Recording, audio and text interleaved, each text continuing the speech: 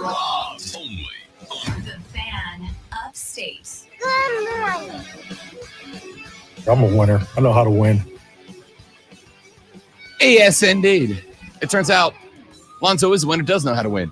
He's done it. How many times? How many trophies for you? Just the Lonzo trophies. 60? I've lost count. I don't like to brag about that because you start bragging and then something happens and you don't even get nominated the following year. I've learned my lesson, but I've won just about every year I've entered except for one. So we have won 3. South Carolina Broadcasters Association Sports Talk Radio Show of the Year Awards. Lonzo has run 317 different trophies. Still, betwixt the all big the shows. surprise, and I know you don't want to talk about it because we didn't win. We ended up with second place. Still, second place for morning show of the year. I still think that's a big deal. And I know you only care about championships. You say it's me, but you only care about championships. So you kind of ignore that one. But I thought that was kind of cool.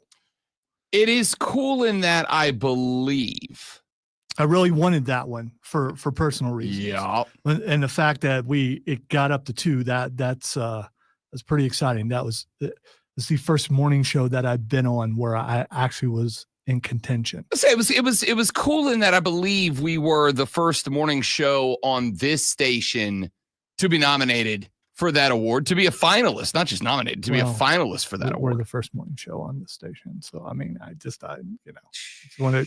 know. Technically correct is the best kind of correct, man. Is it? Yeah. Technically correct is the best kind of correct. Welcome in, ladies and gentlemen. The Rob Brown Show is on your radio. It is the Fan Upstate. Rob Brown, the great one, Lonzo, and you. I'm going to get it out of the way now so that I hopefully don't ruin it later. Morgan Freeman is trending. He's not dead yet, is he? Like, he's the classic Morgan Freeman's dead guy, right? Like every time there's a fake dead celebrity on social media. Why would you take that from us? Because we could have expounded about Morgan Freeman for like 2 or 3 minutes. I get that you're doing it now. And I haven't checked why he's trending, but I'm going to guess political. I mean, probably. I don't envy you having to pull together what the X is going on for probably the next, I don't know, at least couple years. I don't envy you having to go find things that are trending on X when the world is the way the world is, because everything's a political conversation now. And it's not going to be fun.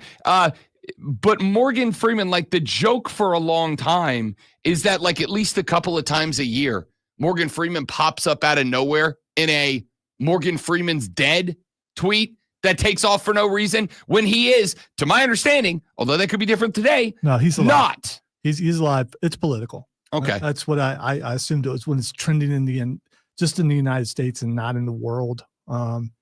Yeah. Okay. Just making sure. He said he's a fan of Elon Musk. Okay. And apparently that's a bad thing. Okay. Elon's in a little hot water right now. Hollywood actor Morgan Freeman thinks a second Trump presidency would be good for the country. So it's all political. Sure. Yeah. Sure. Everything is. So now we can brush it aside and move on. Football, I guess, and stuff. No, we do have a lot of football to get to today. Let you know a couple of things coming up today on the show. 8 o'clock, the lovely Lulu Kessin from the Greenville News is going to swing by. We'll talk South Carolina athletics with her. We'll check in on the football team as the offseason. We're kind of entering like an interesting little spot here because we are in now one of the few legitimate quiet/dead periods before we get to the second transfer windows coming down the pipe. We are, less than a month away from National Signing Day, if that even matters anymore. I don't even know if National Signing Day matters anymore. There are some potential changes, and we'll get into this later on in the show. There are some potential changes that could come as a result of a few things. The House settlement that we're all waiting to find out what the end result is going to be. This lawsuit that we are likely moving forward to in the case of Xavier Lucas, the defensive back that left Wisconsin and went to Miami, but never actually entered the transfer portal, but said he requested Wisconsin put him in, and Wisconsin didn't do it. Wisconsin said, yeah, we didn't do it because he had an active contract for NIL money, and you don't just get to leave that. You sign it, you stay. And I, as I've said a couple of times, I suspect that is going to end up in some sort of in some sort of mediation in front of a national labor relations board, and then possibly in front of a court to find out if players sign NIL deals with collectives. How strong are those contracts? How binding are those contracts? Are those contracts going to be enforceable just like any other employment contract? Are they going to be found to be? And I did have this question and asked somebody about it yesterday after we talked about it on the show. And one of the things I got told was the Xavier Lucas camp will probably make the argument that NIL contracts, while contracts, are conditional contracts. That is to say, conditions must be met for the contract to remain valid. And Xavier Lucas's camp will probably make an argument. It may not be this exact argument, but will probably make an argument that is somehow connected to the condition of the contract is elected enrollment at the University of Wisconsin. And Xavier Lucas, like any other college student, has the right to terminate his enrollment at the University of Wisconsin whenever he wishes. And the enrollment is the condition of the conditional contract. We don't know how it's going to play out. Nobody has any idea. It is nothing more right now than speculation at this point in time. Now, that's kind of what we do around her. We kind of speculate. We speculate. Every dork with a microphone in the world of sports talk landia, we all speculate. It is the job, quite literally. But I speculate that whatever happens in that could go a long way in finding out what comes next. There's also the discussion that the NCAA may at some point in the future do away with not NIL, with national letters of intent, NLI. My dyslexia kicked in there for just a second. May do away, not with NIL, but may do away with NLI, national letters of intent. National letters of intent may be going away. And of course, national letters of intent are what these players are actually signing on National Signing Day. They are not signing their scholarship that day. They are signing a letter of intent to go play a school or for a school. And the fax machine people are like, listen, this is the only thing that's been keeping us afloat, keeping us alive. And now you're going to eliminate this, and then we're done. You're not totally wrong. When I was, all right, so a number of years ago, great one, when I was working down in Destin, Florida. This was back in the late 2000s, early 2000 teens. We used to throw every year on my old station National Signing Day parties. Now, I will say, and you tell me if this has been your experience here as well, the public interest in National Signing Day has waned over the years. Did it used to be like a big thing here? It did used to be a big thing, especially on this station. Certain hosts would really, really get into it. Yeah. And that was back at the beginning of the station, but it slowly went away as the progression of college football and what it is today happened. I think it dropped off before the portal NIL days. I think that killed it, right? I do think portal NIL killed it, but I think the interest had started. And I'll tell you what it is. And I don't know if this is fair or not. It's just my own opinion. I do remember having the TV on, watching it, and watching online for the next thing to break so we could announce the next kid had signed somewhere, and then it just went away. Yeah. It used to be a thing. And again, I think NIL and portal probably sunk the dagger into it, but I think it had started to die off. And again, I don't know if this is fair or not. I really think it started to die off. And again, speculation. I may be totally off base here.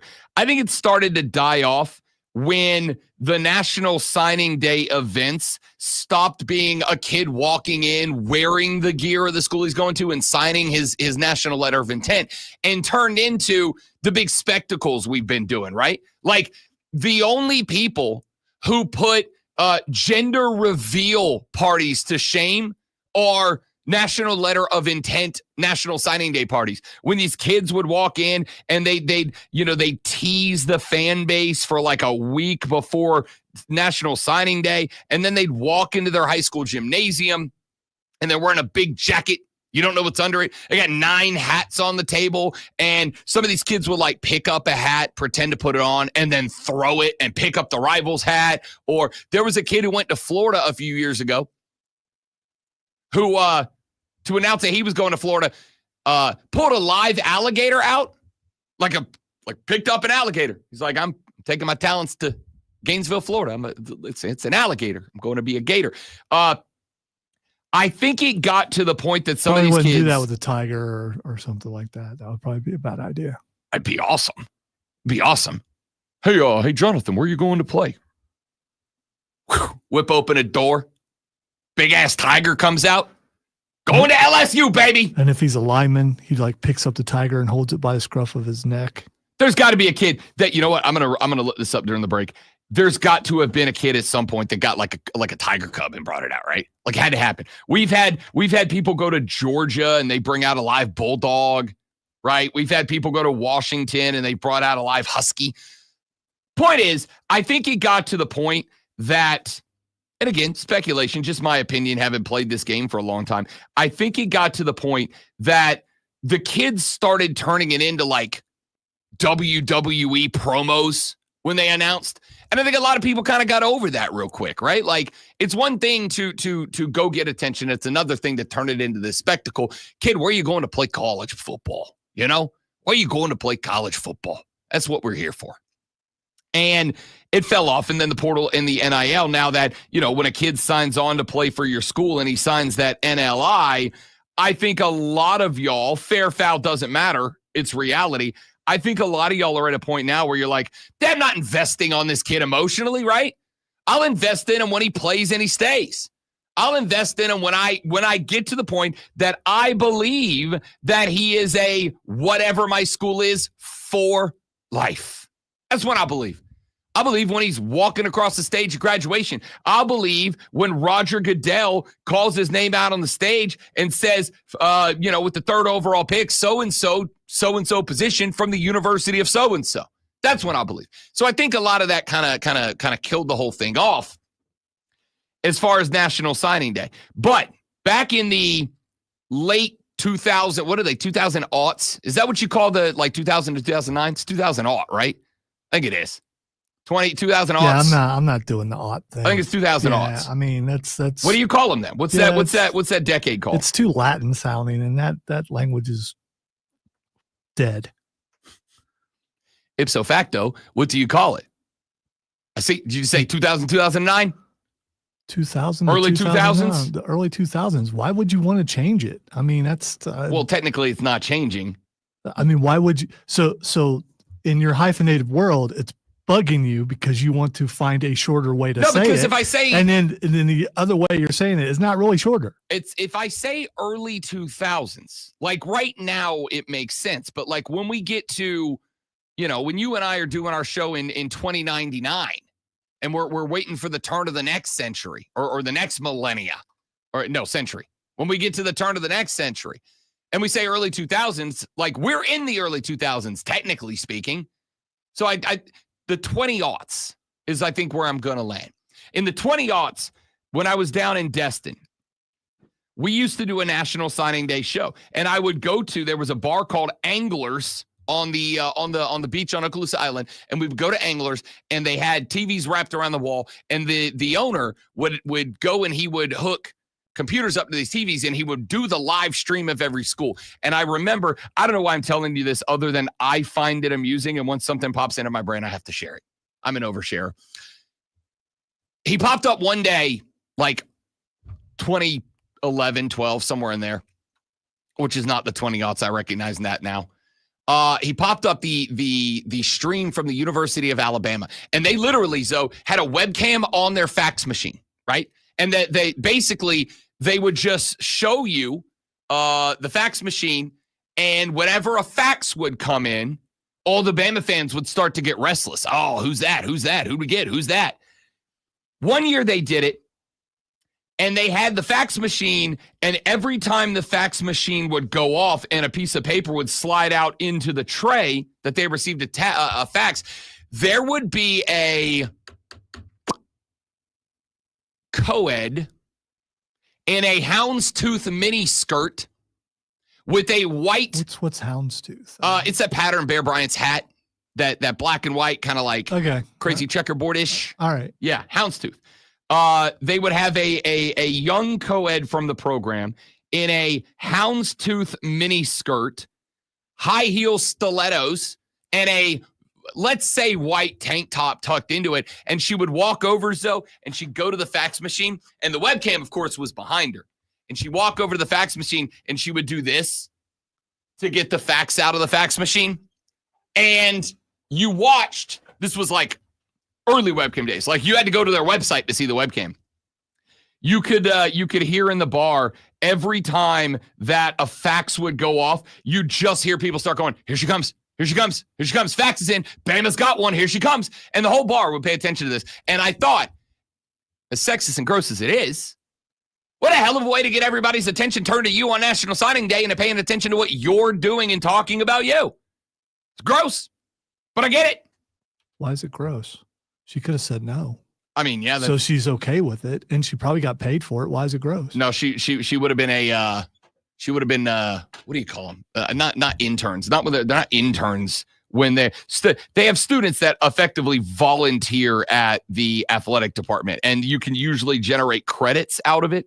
That counts towards something. By the way, which is still getting paid because you're getting compensation in some way. So okay, fair. So yeah, she knew what she was doing. She could have said no. I mean, maybe. So why is it gross? She's saying, "Hey, look at me," and then some people looked at her. Hey, throwing the webcam up of a 17, 18-year-old chick in a tight mini skirt to get your attention. Do something worth my attention, I guess. I'm just a weirdo. Did people pay to get into the place where you were broadcasting? No, they paid to come see me. Okay, I'm just curious because that's like a paid viewing. If so, okay, that's fair. All right, that's fair. I'm just breaking it down. I mean, a scientific look at what's going on. Scientific look. Yeah, for sure. I'm here for it. All right, we have got a lot to get to on the. Do any of you care about National Signing Day? Are we still fans? Do we still pay attention? All right, coming up on the radio program today, Lulu Kessin at 8:00 to talk South Carolina Gamecocks. We'll check in and see if there is anything cooking in Shano's kitchen. We'll also check in on Dawn Staley and the Lady Gamecocks. Plus, South Carolina loses a heartbreaker on the hardwood on the men's side last night with a number 5 Florida last-second walk-off layup.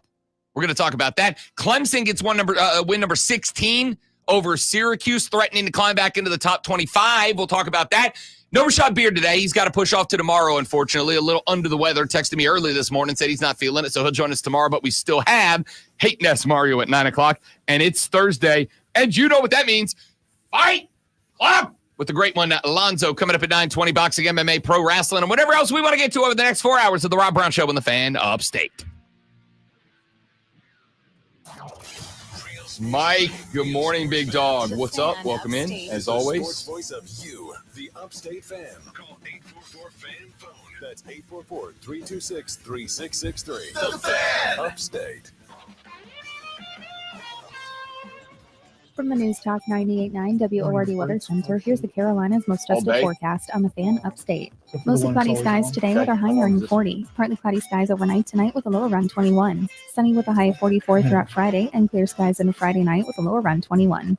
Sunny and 47 throughout Saturday, then partly cloudy 25 Saturday night. It is I'm January. meteorologist Kara Foster on the Fan January and Upstate. February. All we have to Currently, do it's is hang out 20. till next September. We'll get back to normal.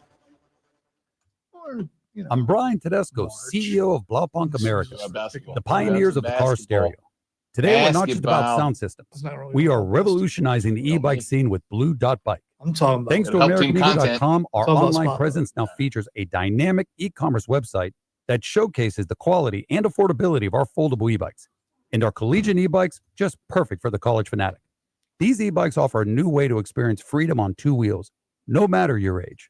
When we needed a top-notch website to match our cutting-edge e-bikes, we turned to AmericanEagle.com. They made the impossible seem easy, tackling digital challenges like pros. Check out the Blue Dot Bike website to see AmericanEagle.com's amazing work in action. Need the best in website and digital marketing solutions? AmericanEagle.com is your go-to.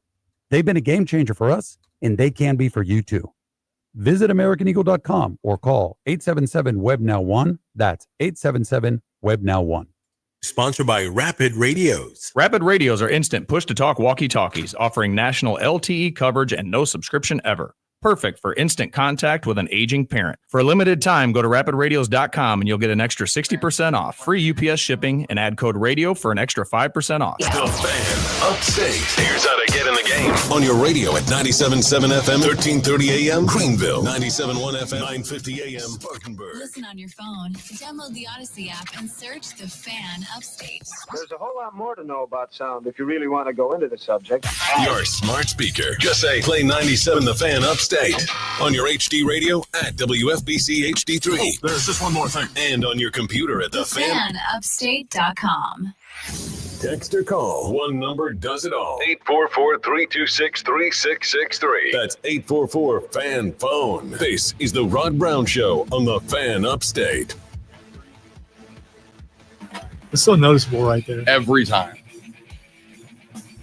You know, you get one listener who says one thing hilariously one time, turns into a whole shtick. And that wasn't even planned, the Rod Brown Show rejoin, which is not what he said. No, That's what he said. I'm pretty sure that's what he said. And how do you know? Again, you say it's not planned, but you don't know that. I mean, maybe. When did that liner drop? I will say I had nothing to do with it. I wish I did, because I would definitely take credit if I did. But it's like a couple weeks ago. Was it after the Ray Memorial Hotline message? You know what? I think it happened probably like the same day. So I believe it's coincidence, and I believe that he just read it wrong. Fair enough. Although if I do recall, I believe our voice guy He's a pro. Is blind.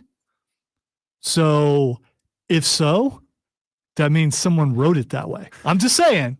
I'm just saying because I don't know in Braille if a D and a B are really close together. I'm definitely down to subsist. Listen, I go on all the time about how don't believe in conspiracy theories until there's evidence to believe in the conspiracy theory. Don't just believe in stuff because people say. When they're dumb, harmless ones, I'm down to have some fun. Yes, someone said to that dude, Rod Brown Show. There's a couple things that I could point out. Oh yeah, Alonzo's here too. I will point that out. I will also. Well, we know why that one's there, don't we? Do we? Don't we? Do we not? No, we do. Yeah, we do. And also, the written script for Gunther. I'm just saying, there's someone who wrote all three of those things. That's fair. All right. We do have our text question of the day this morning. Our text poll is this. Ordinarily, this is going to be sports.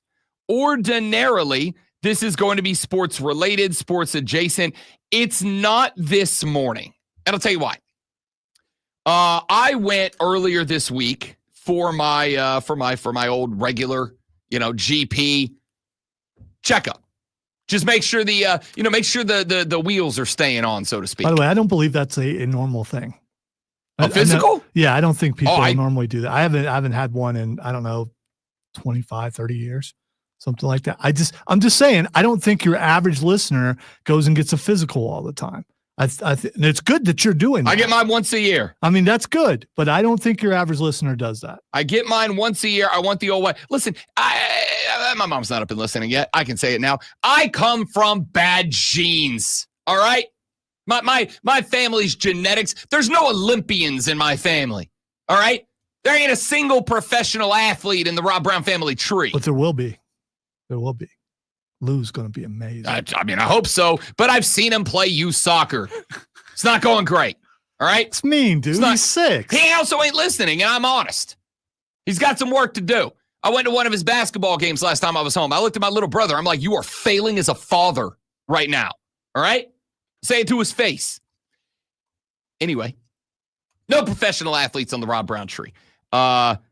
Rob Brown's got to look after himself. He's got to be taking care of himself, all right? I'm going to have enough struggles with all the genetic issues that take place in my family, so I at least want to make sure that the stuff it's the old Mamba mentality, control what you can control. Worry about the input, not the output, right?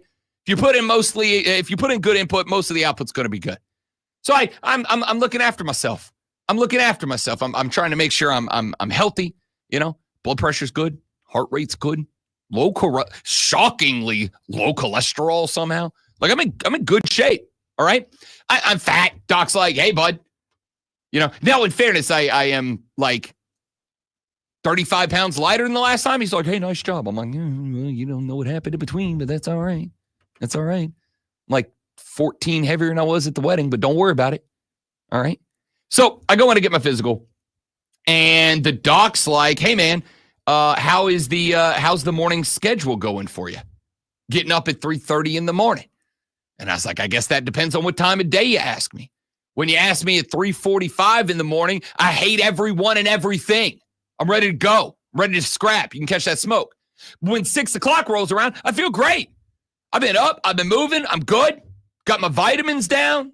Taking my fiber supplement. I'm set. Then around 3 o'clock in the afternoon, I circle back around to, I will beat your face in if you say the wrong words to me right now, right?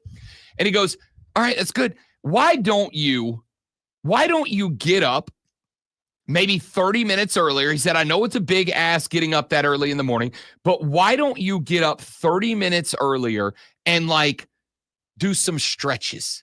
Maybe take a walk. Right? Get the blood pumping, get the muscles working. It's like, I think a lot of the stuff you've got going on right now, you've talked to me about. I think they would be helped if you got the blood pumping earlier in the morning, right?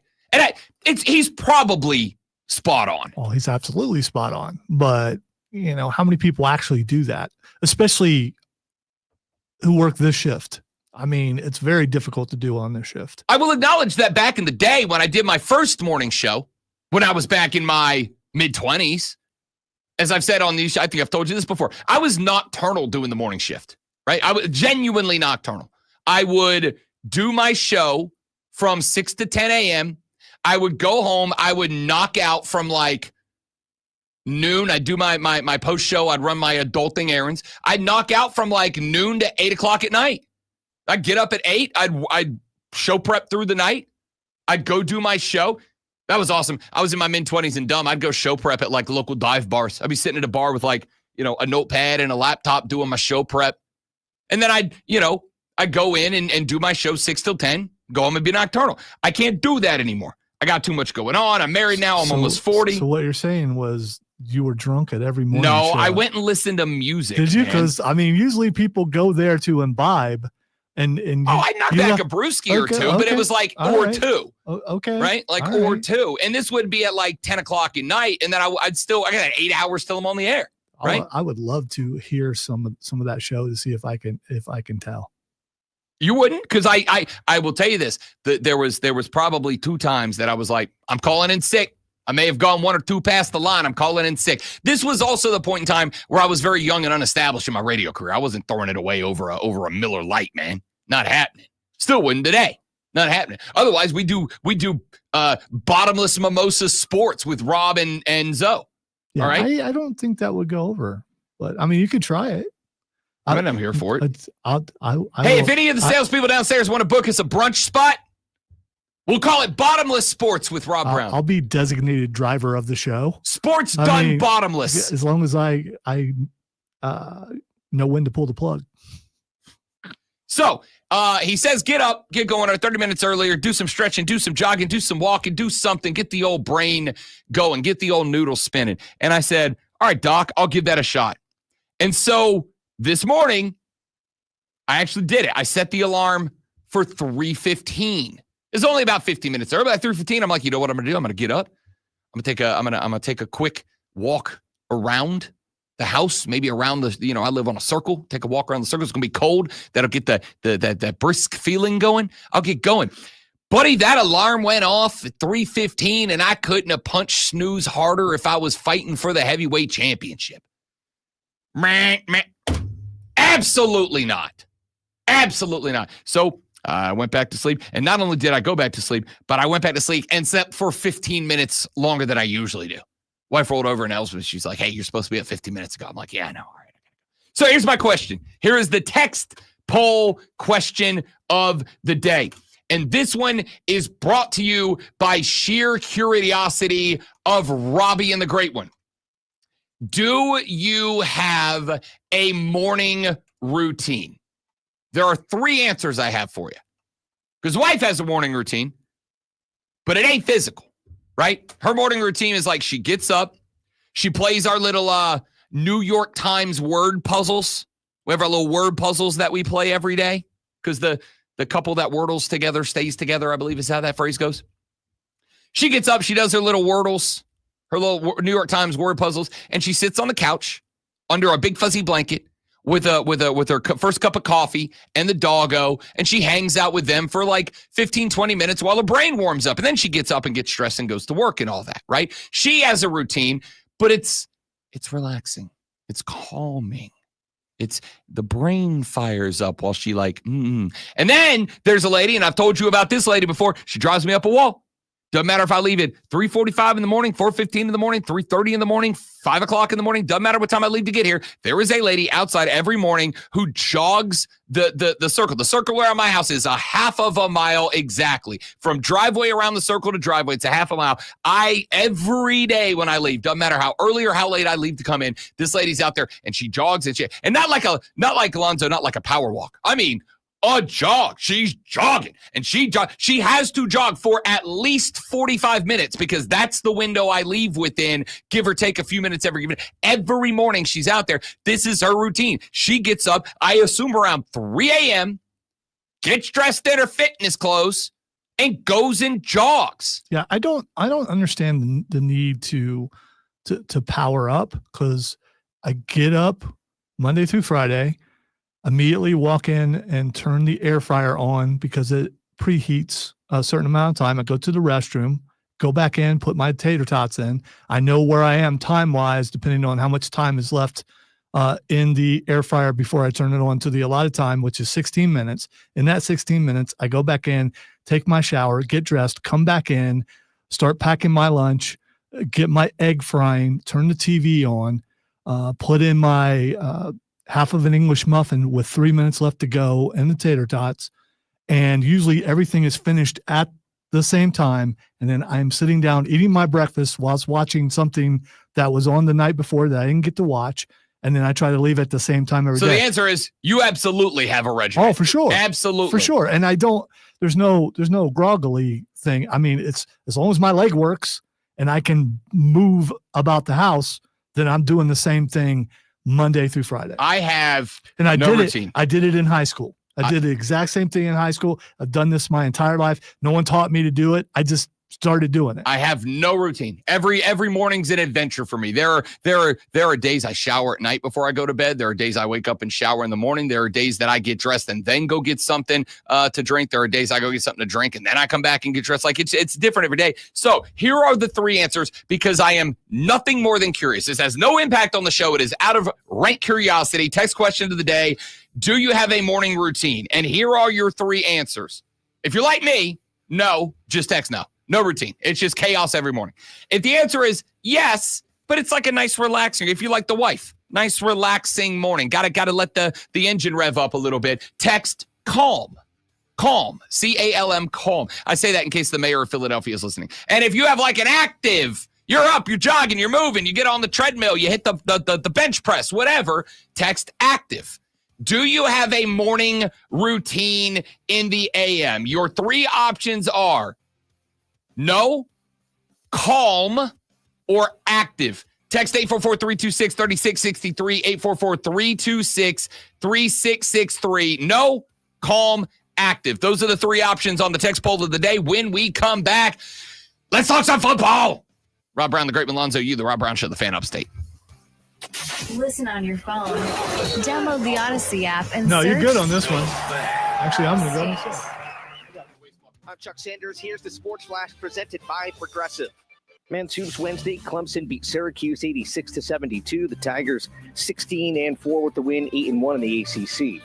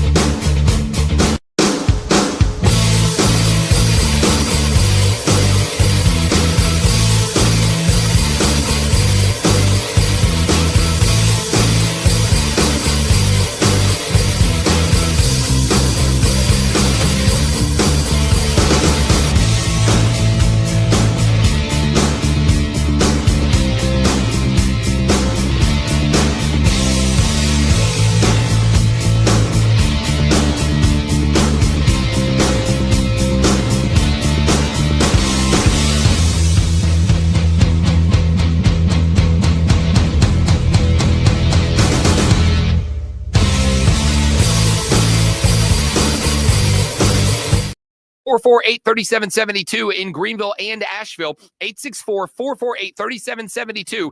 864-448-3772. It's QC Kinetics. We all hear the radio ads about the IRS. They tell you to be afraid, to be scared, and they try to frighten you into calling. I'm not here to do that. Tax Relief Advocates is different. TRA is here to tell you. Yeah, I would call that calm. calm. You got a good hour or IRS, so before you even head to work. 50,000 or 500,000. We have a solution. It doesn't matter if you're sitting in your car, at work, or with your kids. No matter where you are, call now. But my routines are not just in the morning. I also have a routine when I get here. And I have a routine after the show, what you owe to the IRS. which gets interrupted all the time. Programs are now I was going to say, you attempt to. Yeah, it gets interrupted all the time because of popularity. Their IRS problems. We have over 1,000 5-star reviews on Google and an A+ with the Better Business Bureau. You don't need to be afraid of the IRS any longer. End your tax nightmare today by visiting us online at TRA.com. And sometimes weird ideas pop into my head, and then I mention it to Rob, and then Chris may walk into the room, and it might lead to 35 minutes or something. Tax Relief Advocates. Real solutions for real people. Fabric Talk. Hello, my love. I am your living room carpet. I see everything. I feel everything. We have the excuse that other people don't. You can say we're brainstorming for a segment on the show. Pickles, who you snuggle with while binging that dating However show silly you it can't may stop be, watching. there's a show So, that how might about we cover it freshen things up between the two of us. Febreze fabric spray.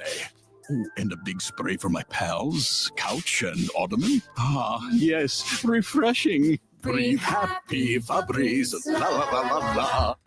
Okie dokie. What's better than one win? 3 wins. With Straight Savings, you keep your own phone, get one line for only $25 a month with real unlimited data, and get rewarded with a $200 phone credit after 12 months. It's a I wasn't. win-win-win. He sent me an Head to Instagram Walmart post or last visit night of a guy who StraightTalk.com today. diagrammed Creed Switch to 6 Straight feet Talk. from the edge. Less dollars, And he drew a little more stick sense. figure and Straight then a savings line plan and then a enrollment line requires down. compatible And he unlocked said device and new 6 line of feet. service. He's 6 Bonus feet device from credit the edge. requires 12 Why is months he of singing a active song? service. He's Offer 6 ends feet valid away July. from the edge. Requirements are no Why longer is he met. singing a Taxes song and fees about being apply. For 6 network feet? management practices, And I Straight said, Talk's terms have and you conditions. considered From the that he's Eagles already Market in the hole? Studio. Because 6 feet down to the edge is still 6 feet from the edge. And if he's optimistic, thinking I can get out of this hole, then 6 feet ain't so far down. 97.1 FM Spartanburg. Always streaming wherever you are on the Odyssey. I'm just saying. It's not really what it's talking about, but it, I know. yeah, I mean, does he understand that people are buried 6 feet? I mean, does he get that?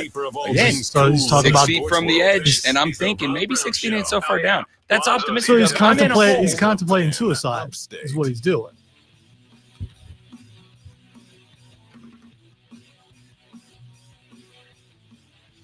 You are now, ladies and gentlemen, the college football playoff executive director. Rich Clark sent me a text last night, and he said, Rob Brown, I'm stepping down. I'm done with this.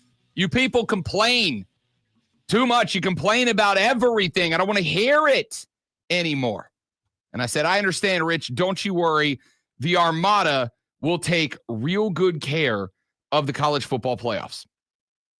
So I'm putting the future of the college football playoffs in y'all's very capable hands. And I ask you this question. What changes are we making? What tweaks are we implementing? We found out yesterday from Ross Dellinger that the Southeastern Conference and the Big Ten Conference athletic directors are going to be meeting mid-February to have a discussion to get on the same page before the college football playoff committee meetings take place about a week later in Dallas, Texas. And Dellinger said he does not expect that any changes, at least not major changes, are going to be made to the format for the 2025 college football season. He said he thinks that any major changes, that is an expanded field, a change to the buys, the way the buys are awarded, the amount of or the criteria for earning an automatic qualifier. He said he expects all of those things to be back in 2025.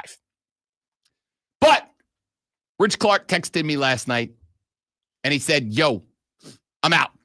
You guys whine. I don't want to do it anymore. I got paid my millions of dollars. I'm going home. And he put us in charge as a show. What changes are we making? What are the changes that we are making to the college football playoff with a 1-year sample size of this format? We have had 1 year of the 12-team playoff. We've had one go of it. So with 1 year, one go, what changes are we making? Zoe, I thought about this quite a bit last night because, you know, I'm the host of the show. I want to come in here and I want to have some suggestions, some thoughts. I want to have some conversation starters that I want to put on the table and say, how do y'all feel about X, Y, and Z? Because we have now done one experiment.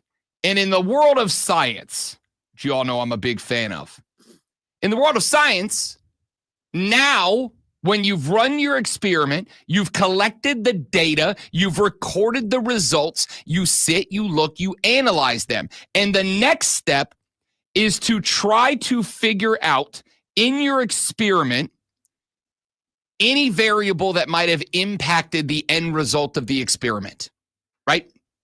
Anything that it could be anything in the world of science. In the world of football, it also could be anything.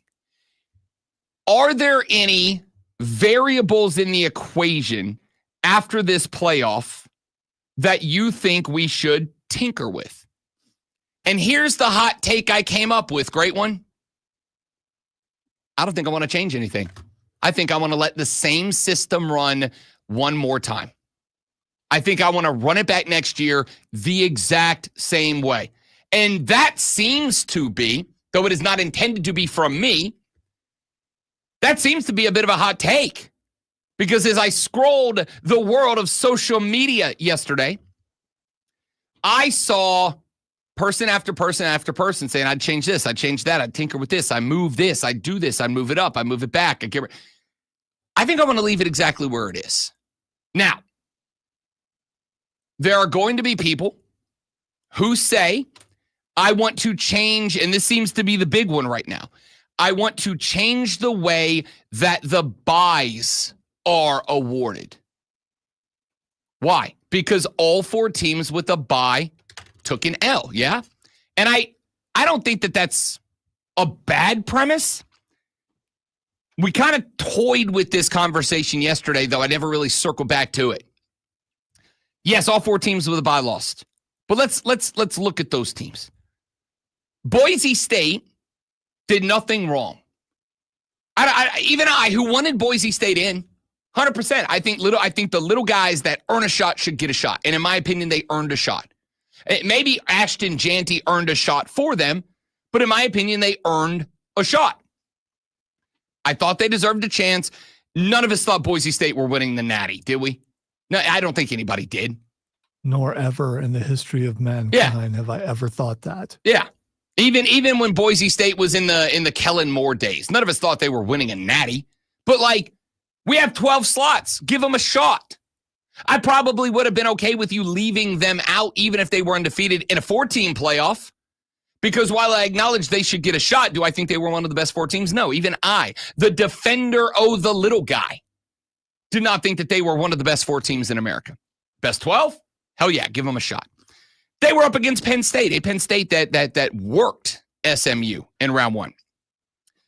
Georgia coming off the bye. Is that game different if Carson Beck is healthy?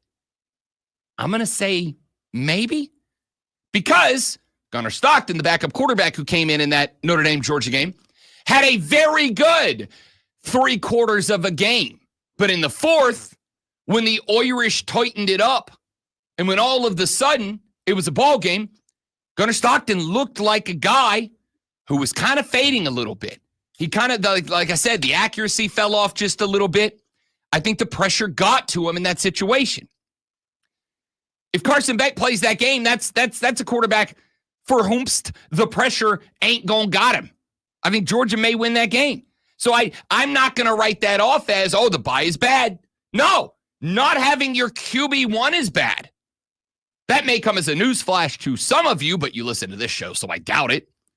Then I go look at Oregon. Oregon caught the bye. Oregon was the number 1 team in America, the consensus number 1. They caught Ohio State in round 2. And Ohio State that dropped 42 on Tennessee, arguably the best defensive front 7 in the tournament, or at least competing for it, Tennessee. They dropped 42 on their head, held them to 17. Oregon was the single most unlucky team in the college football playoffs.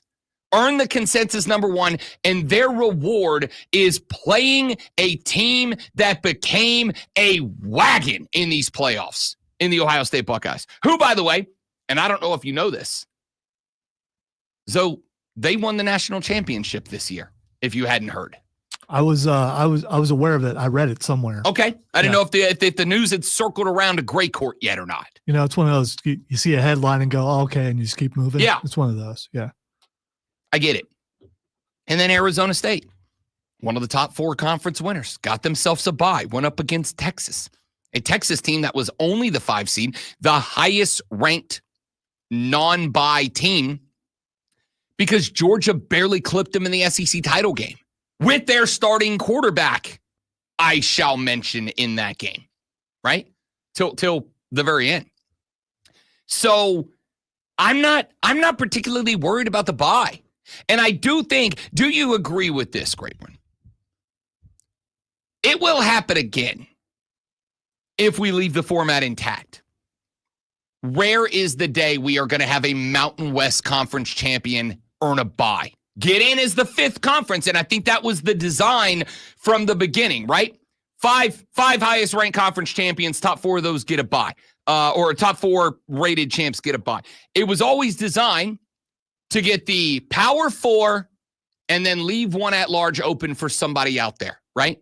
a Mountain West, when there is a Boise State that pops up and has an Ashton Janty come play for them, there's a spot for him. I think rare is the day that you're going to see a Mountain West team claim one of the 4 buys. I don't think it's going to happen that often. I think it will happen.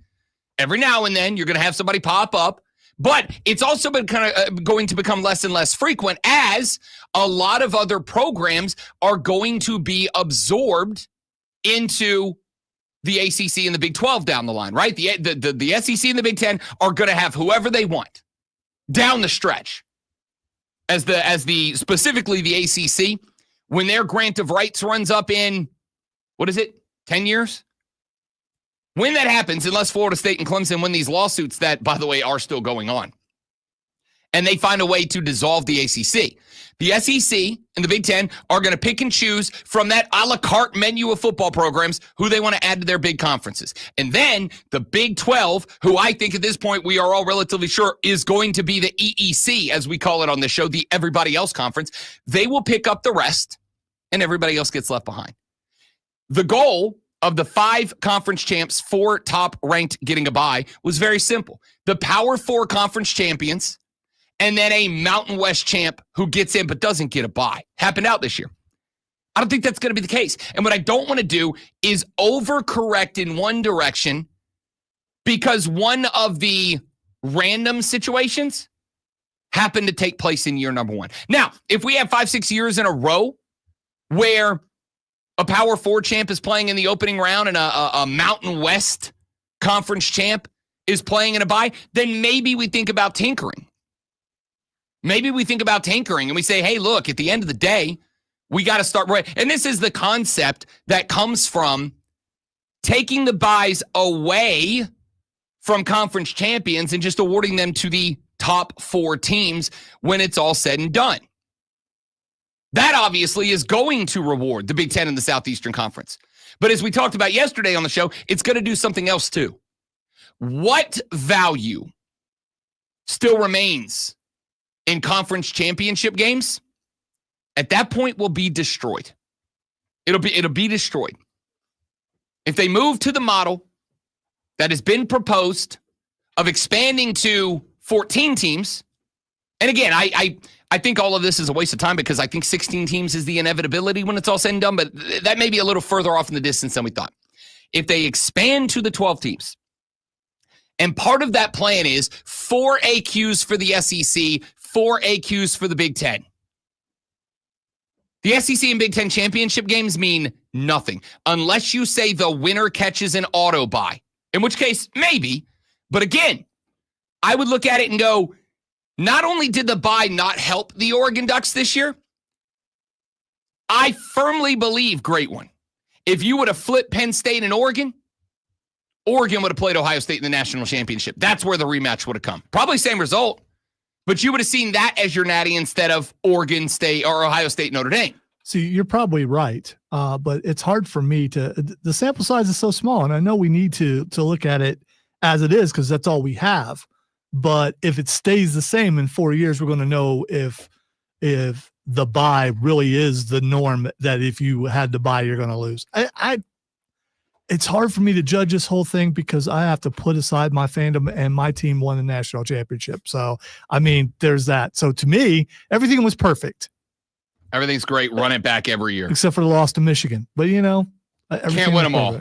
Can't win them all. Well, you can, but they didn't. So, but they won the ones that mattered the most. I think we have had a successful college football playoff debut of the 12-team model. I don't think we change it after year 1, and apparently that's the hot take.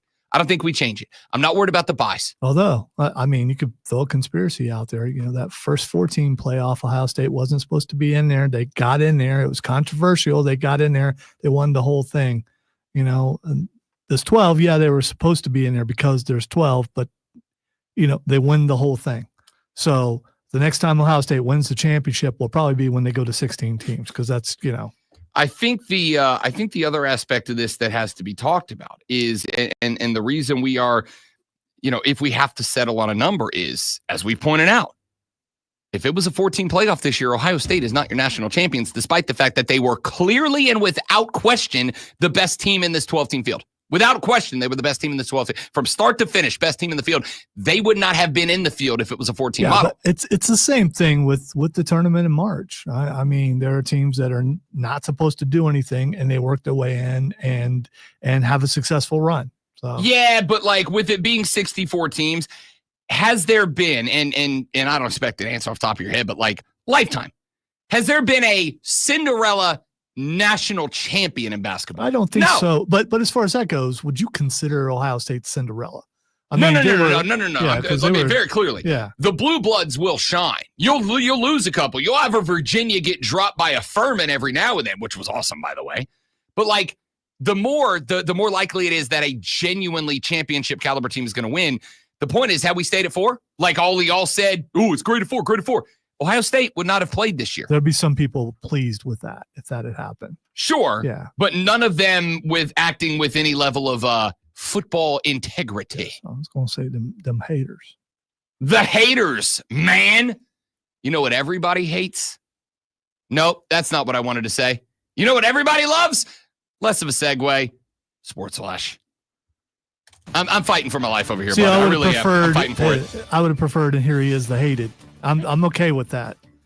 The Clemson Tiger basketball team have run off 4 consecutive wins with a 86-72 win over Syracuse last night. Chase Hunter had 23 points and added 3 steals, and Victor Locken recorded a double with 16 points and 10 boards. Clemson recorded more rebounds, assists, and steals than the Orange in their 16th win of the year. The Gamecocks men's basketball team dropped a heartbreaker last night at home to number 5 Florida, 70-69. The Gators trailed by a point with less than 4 seconds, but Will Reichard, I don't know, scored his 22nd point on a layup right off the glass that dropped to steal the win. Zachary Davis had 22 points, and Colin Murray Boyles had 14, but a 9 for 26 night from deep did the Gamecocks in. Tune in to Saturday, 4 p.m. Furman Paladins take on the Mercer Bears right here on The Fan. Up to the minute upstate traffic.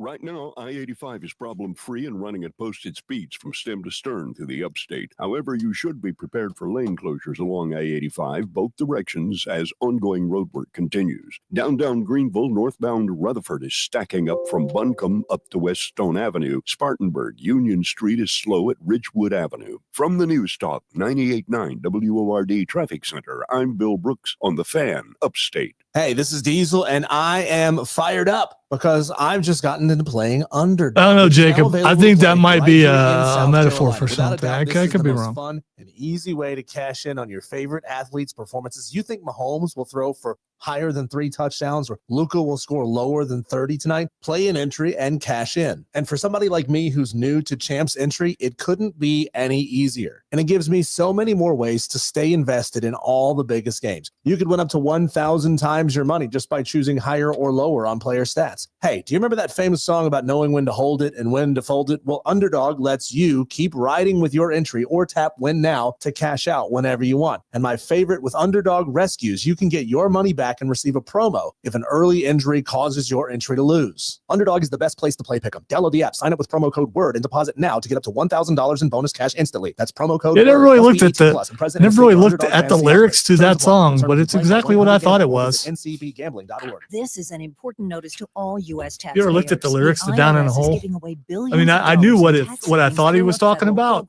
and I was right. Start initiative to aid delinquent Bury me softly in this womb. This initiative was established for give this part of me for you. Hardship Okay. and Yeah. their back taxes. Qualifying and enrolling in this program will stop all collections, settle your delinquent tax problem, and even reduce what you owe by thousands of dollars. Call the hotline at People's Tax Relief to see if you qualify and get this free information by dialing 800-419-2387. If you have unfiled tax returns or cannot afford to pay your personal or business back taxes, you can now get the help you need. One simple phone call can resolve your tax problem and save you thousands of dollars. To see if you qualify and to get this important free information, call 800-419-2387. 800-419-2387. 800-419-2387. Welcome to Staples. I am so pumped. My business is going to kill it pumped? this year. Awesome. How can I help? First, a new computer. With Staples Home and Office Hot Oh. Deals, you save big on tech. And new posters. Save on custom printing too. And a new chair? a chair. Who has time to sit? Maybe all your new. I just saw someone's With video Staples without Home listening and to Office it. Hot Deals, First you'll foray find huge into savings on minus custom two print storage chairs and weather. tech. And now save up to in Michigan. $175 off your print order. Exclusions apply. First Visit staples.com/for foray. details. And all I could think of T-Mobile was 5G home internet it keeps being getting better. about 50 Our fastest degrees, connection loaded and we with were benefits. outside. Get T-Mobile's I was best like, home I can't internet take it. starting at It's too $55 cold. a month Man, you with gotta auto do pay something. In 50 degrees. You gotta do something, man. We can't do this whole show out here. What are we gonna do? I can't. It's, and then Exclusions like taxes and fees apply. hey, would it be okay if we moved inside? That's when the Elvis incident. So it was worth it. It was worth it. But like, yeah. without auto pay with debit or bank account. Regulatory fees included for qualifying accounts. $35 connection charge Who applies. knows? Maybe the skin's thickened. Cellular networks. Could happen. Get the latest scores, sides, totals, props, parlays, Quickly learned the futures, and mistake much of more smiling in real-time, minus two relevant weather. Sports Do that without weeknights at 7. hearing BetMGM what he- tonight, exclusively on There was snow on the ground back up. Not enough. Odyssey app. The Fan. Upstate. WYRD Greenville. WORD Spartanburg. WFBC HD3 Greenville. W249DL Greenville. W246CV Spartanburg. The Fan. Upstate. And Odyssey Sports Station. Warning. Man, check this out. You're on official Rob Brown lockdown. Represents being real. Yeah. Manufactured locally for the Carolinas. Lockdown. This is the Rob Brown Show. The Fan. Upstate.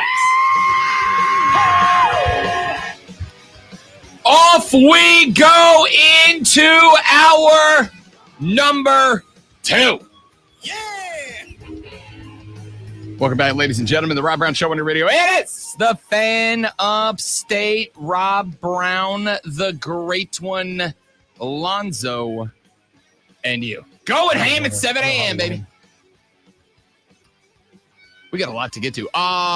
You all, later in the show, like it or not, I am apologizing now, are going to hear me go TF off because there was a report. And I will acknowledge that it is a report only and not confirmed as of yet. But apparently, great one, my favorite professional football team decided to punch itself in its own groin yesterday. Who have I been telling you the last 3 days, predicting calling the shot was going to be our head coach? Mike McCarthy. Correct. The winner. Correct. Yeah. Now, You don't want, I mean, you don't want, Alonzo made a great point yesterday. He said, wait a minute, Rob, haven't you been the guy that has for a while now been saying Mike McCarthy can't succeed in Dallas because Jerry Jones won't get out of his own damn way? And the answer is yes. And there is a weird part of me that I can't shake that thinks if Mike McCarthy ends up being the head coach of the New Orleans Saints, maybe it's a pleasant surprise, right? Maybe it's a shock. Maybe he shows up and he's shockingly good, and the narrative writes itself that, he could have done this at the Big D, but JJ wouldn't shut up and go away. Right? Like maybe that'd be a great narrative. The Saints are never on that end of the narrative, though, right? We'd be the team that he comes in, he stinks it up for 4 years, and they go, oh, God, Jerry may have saved him. By the way, I was just looking this up because I was curious. His first 3 years with Dallas, 12-5, all 3 years. Yeah. He's not bad. If you don't want 12-5 in New Orleans, I mean, maybe you 12-5 sent you to the playoffs the last, 19 years in a row in the NFC this South? year he was 7-10, which still would have probably sent you to the playoffs almost in the NFC South. So, I mean. Yeah, because that's with playing Philly twice. That's with playing Washington twice, right? Here's apparently the story that came out yesterday. And again, I'm not going to get into the whole thing here. I'll save it for later because I need you all to be my therapist for the day. Apparently, Aaron Glenn, the defensive coordinator for the Detroit Lions, who was one of the top, 3, 4 head coaching commodities out there. Very popular name. Very popular name. Had a whole sit-down meeting with the New Orleans Saints, and apparently it went very well. Apparently it went so well that he approached New Orleans Saints ownership and said, look, I am very interested in the job.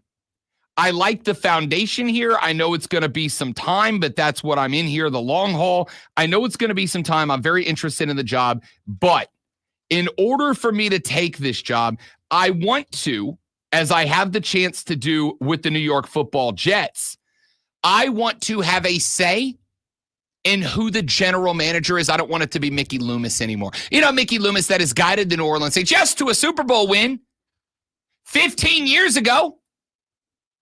A Super Bowl win 15 years ago. But now the New Orleans Saints are, after having Pro Bowl guard Ryan Ramczyk retire medically, which knocks $16-ish million off of the salary cap hit for the New Orleans Saints with that medical retirement. The Saints are still $61 million over the cap. Do you know who the next closest team to the Saints is? The Detroit Lions.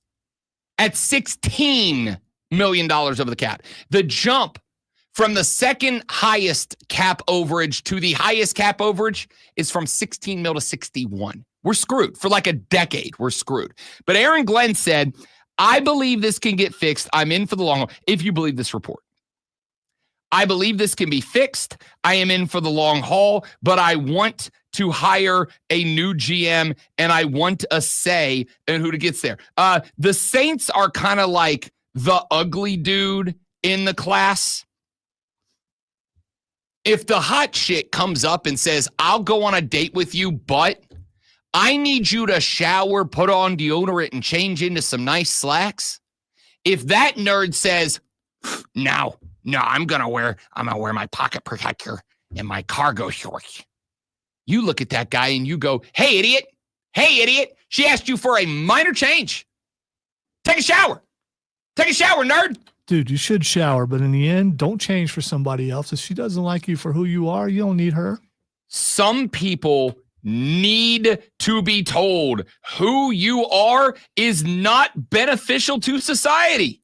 You don't help anyone. You make no one better off for you being around. All right? Here's the ugly reality about the world, kids. Take it for Uncle Rob. There are, as much as I like to say, redemption stories, second chances, and I believe in all of that.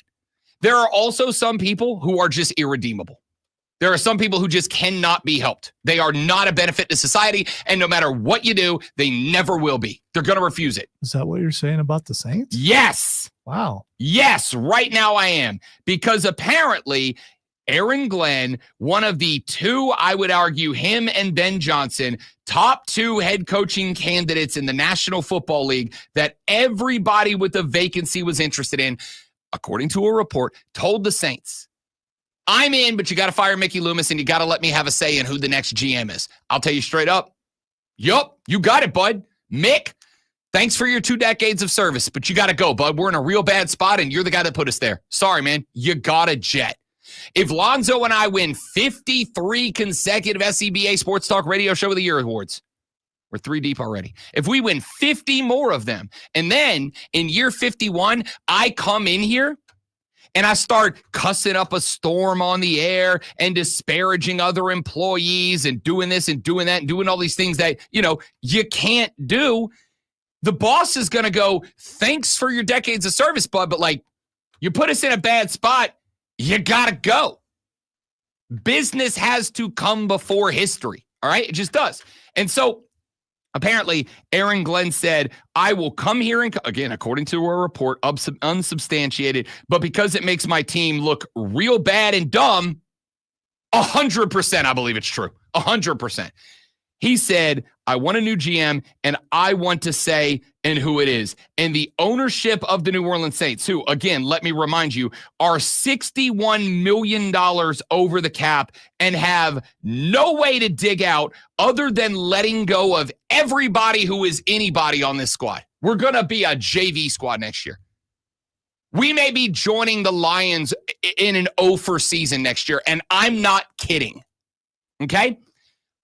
You meant historically, because the Lions are not going to be over next year. Even with losing their coordinators, they still should be okay. In the anti-72 Dolphins club, right? You fire that man and you move on. You go, we're $61 million over the cap. We're going to let this guy, if we can get one of the hottest coaching commodities out there, a guy who learned from maybe the best culture builder in the NFL and Dan Campbell. We're going to get this guy down here, and we're going to let him run this. We're going to let him pick a GM, and we're going to let him run this boat. You do that. And instead we went, nah, we'd rather keep the GM that put a $61 million in the cap, over the cap, in cap hell. Let's keep that guy instead. Aaron Glenn announced as the head coach of the New York Jets like a couple of hours after that report dropped. He is the now HC of the New York Football Jets. When you are in a spot where a coach elects to go work for Woody Johnson instead of you, you're in a bad spot, okay? When you were at the point where one of the hottest coaching hires possible in this NFL cycle says, no, I'd rather go work for Woody Johnson, a man who made deals based not on Madden ratings, but on his teenage son's interpretation of Madden ratings. I'd rather work for that guy than come coach you. You have a problem, a big one. And that's what I get to look forward to moving forward. UNC Chris Texas Show said, Saints been kicking that cap number down the road for like a decade. Bill gotta come due sometimes. Yeah, well, the reckoning hath arrived. The reckoning is here. Hey, how about we do, because we're supposed to, a very quick, very abbreviated, but very important water cooler cheat sheet. Are you ready for the playbook of the peculiar, the almanac of the absurd, and the encyclopedia of the extraordinary? Well, you better be, because we're diving headfirst into the 3 top stories that will have your coworkers saying, Shut the hell up. even before they take their first bathroom break. No. Here we go. Welcome to the water cooler cheat sheet on the Fan Upstate. It's the water cooler cheat sheet, the top 3 sports stories you need to know before you get to the office and start talking sports with your coworkers this morning. An abbreviated version because I had to get that off my chest. I don't know what you want me to tell you. I just had to. Let's go with, very quickly, item number 1. Let's make that a part of item number 1, shall we? The head coaching carousel keeps on turning in the National Football League. 2 bits of news that have dropped over the past 24 hours. The first, we mentioned just mere moments ago, Aaron Glenn, the now former Detroit Lions defensive coordinator, is now the new New York Jets head coach. Glenn was drafted by the Jets back in 1994, has spent some time in the league as a coach, made his way to the defensive coordinator, now hired as the 19th non-interim head coach in Jets history. We do not have the financials of the deal, but Adam Schefter reported yesterday that Glenn received a 5-year contract tying him to the Jets through 2029. Part of the reason, if these reports are to be believed, part of the reason he decided to go with the Jets is because the Jets are still looking for a new general manager. And Aaron Glenn is expected to have some, if not the primary input on who that general manager will end up being. Does that mean that Woody Johnson will, I don't know, shut up and get out of the way? No, because Woody Johnson doesn't know how to shut up and get out of the way. He's incapable of the shutting up or the getting out of the way. But this is still I don't want to say it's a coup for the Jets, because the Jets, let's be honest, unlike the New Orleans Saints, the Jets have a lot of talent on that roster. A lot of young talent on that roster. The Saints really don't. So I get it. Like, I got into it with a Saints fan yesterday. And it was like, why would he go? It's the Jets, man. I said, honestly, if we're looking at it like surface level, 36,000-foot view from the top down, the Jets are in a better spot than the Saints right now. Wait, were you arguing in the mirror again? No, I was not. I was arguing with a family member, actually, who said, I don't understand. Aren't we better than the Jets? And I said, I mean, technically, in terms of standings for the end of this year, yeah, neck and neck. In terms of position, if you're a head coach, no, not at all. Jets are a more attractive job. You got a bunch of better, younger talent. You got good draft picks. You're $25 million under the cap with a very good young core already in place. All you have to do now is cut Aaron Rodgers and find a quarterback. That's all you got to do. And once you get to that spot, as long as Woody Johnson STFs you, you're in a good spot. The other bit of NFL news that dropped yesterday, Kevin O'Connell and the Minnesota Vikings have agreed to a multi-year contract extension, according to Ian Rappaport. Remember, O'Connell going into last season had a bit of a spat with the ownership of the Minnesota Vikings because they elected not to extend him coming into this year. And there was a bit of thought that O'Connell got ticked off and basically resigned himself to, hey, yo, I'll coach out this year. I'll coach out my contract, and then I'm going to go get that bag.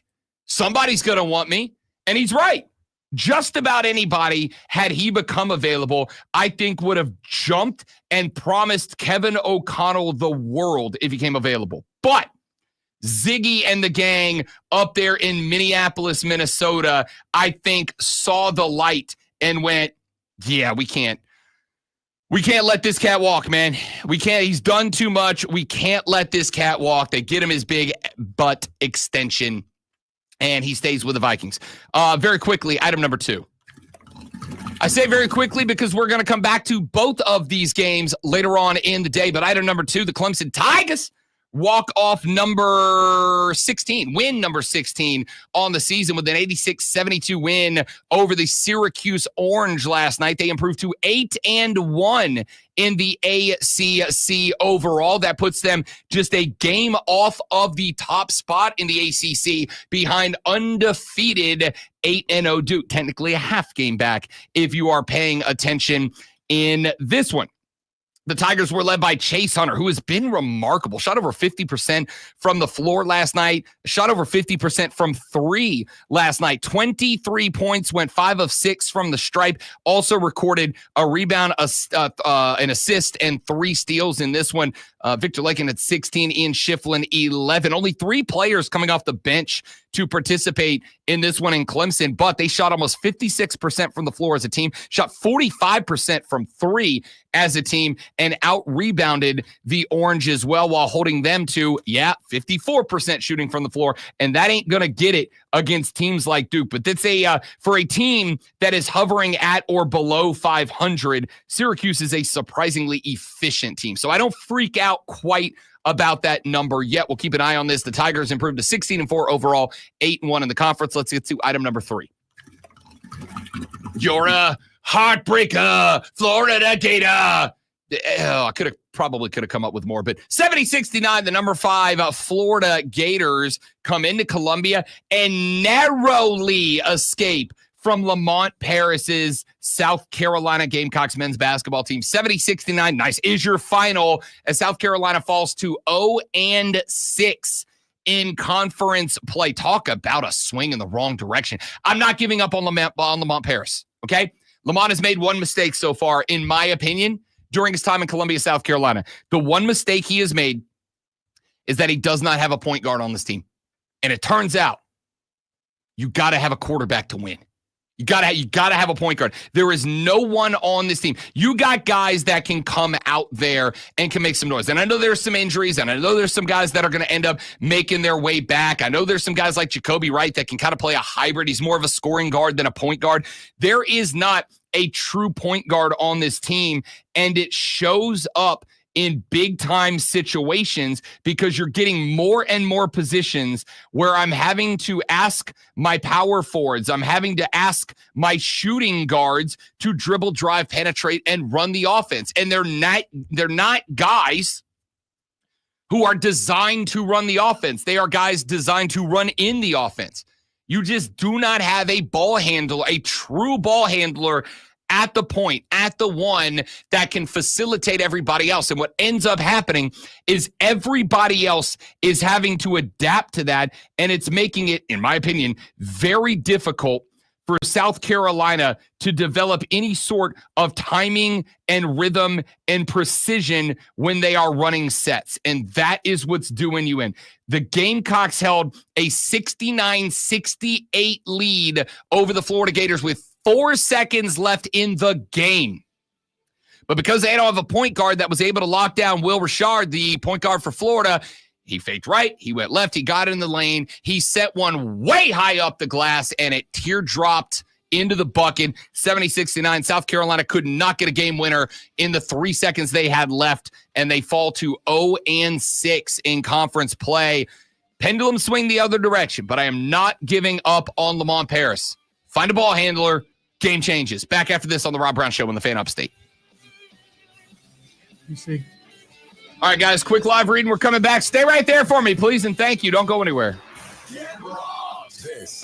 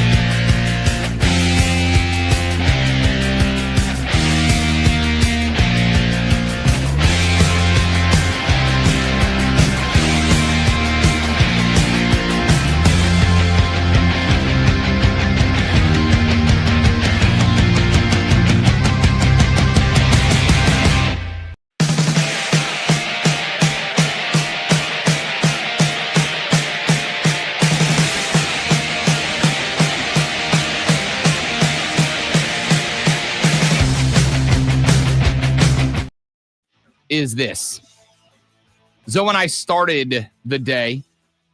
I asked the question, do you have a morning routine? I went and got my physical earlier this week. The doc said, he asked me how the morning show routine is going. I said, routine, lulls. Do not have one of those.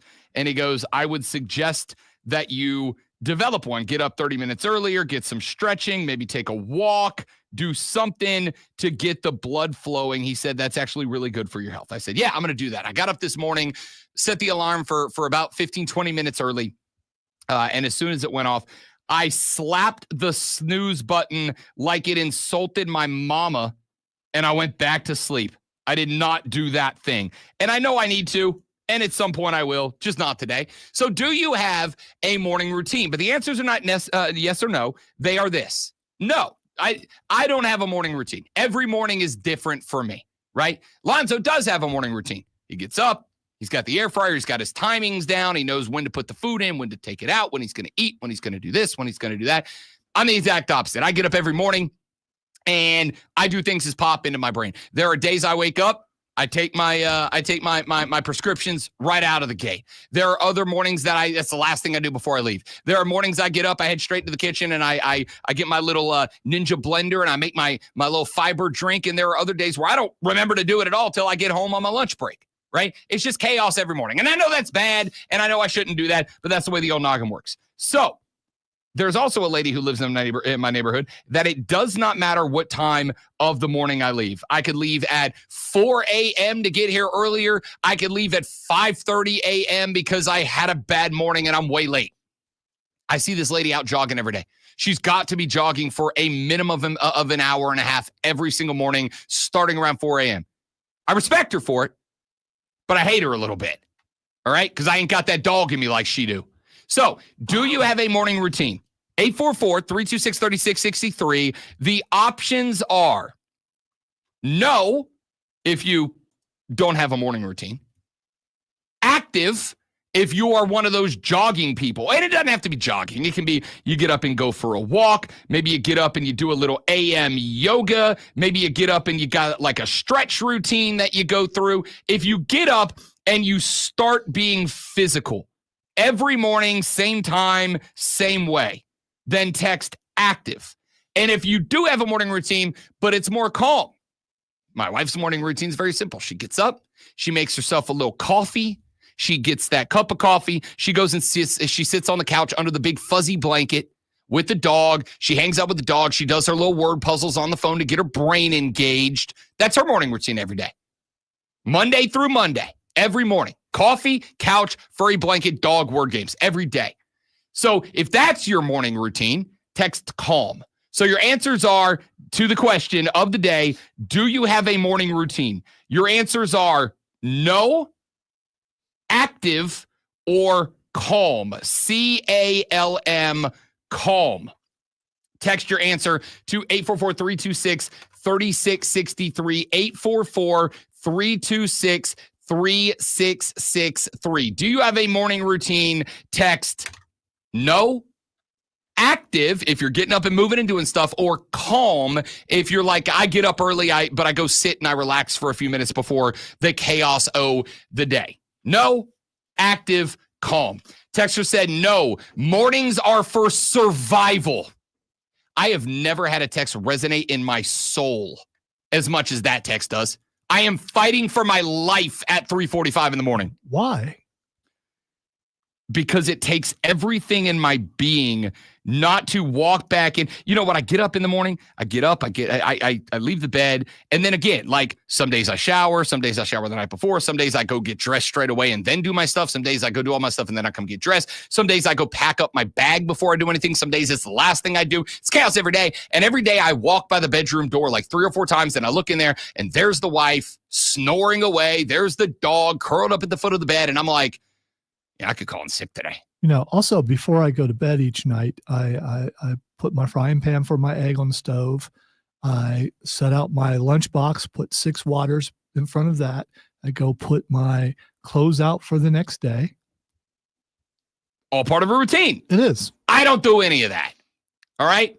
I make sure there's one there. I can tell you there is one thing I do with consistency, and that is make sure that whatever beverages or waters I'm bringing the next day are in the fridge before I go to bed so I can throw them in the backpack in the AM. That's it. That's literally the only scripted thing. That's something. That's a starting point. Here's the thing. If you can be very regimented on everything else, you can be as chaotic as you want within those walls that you've already created.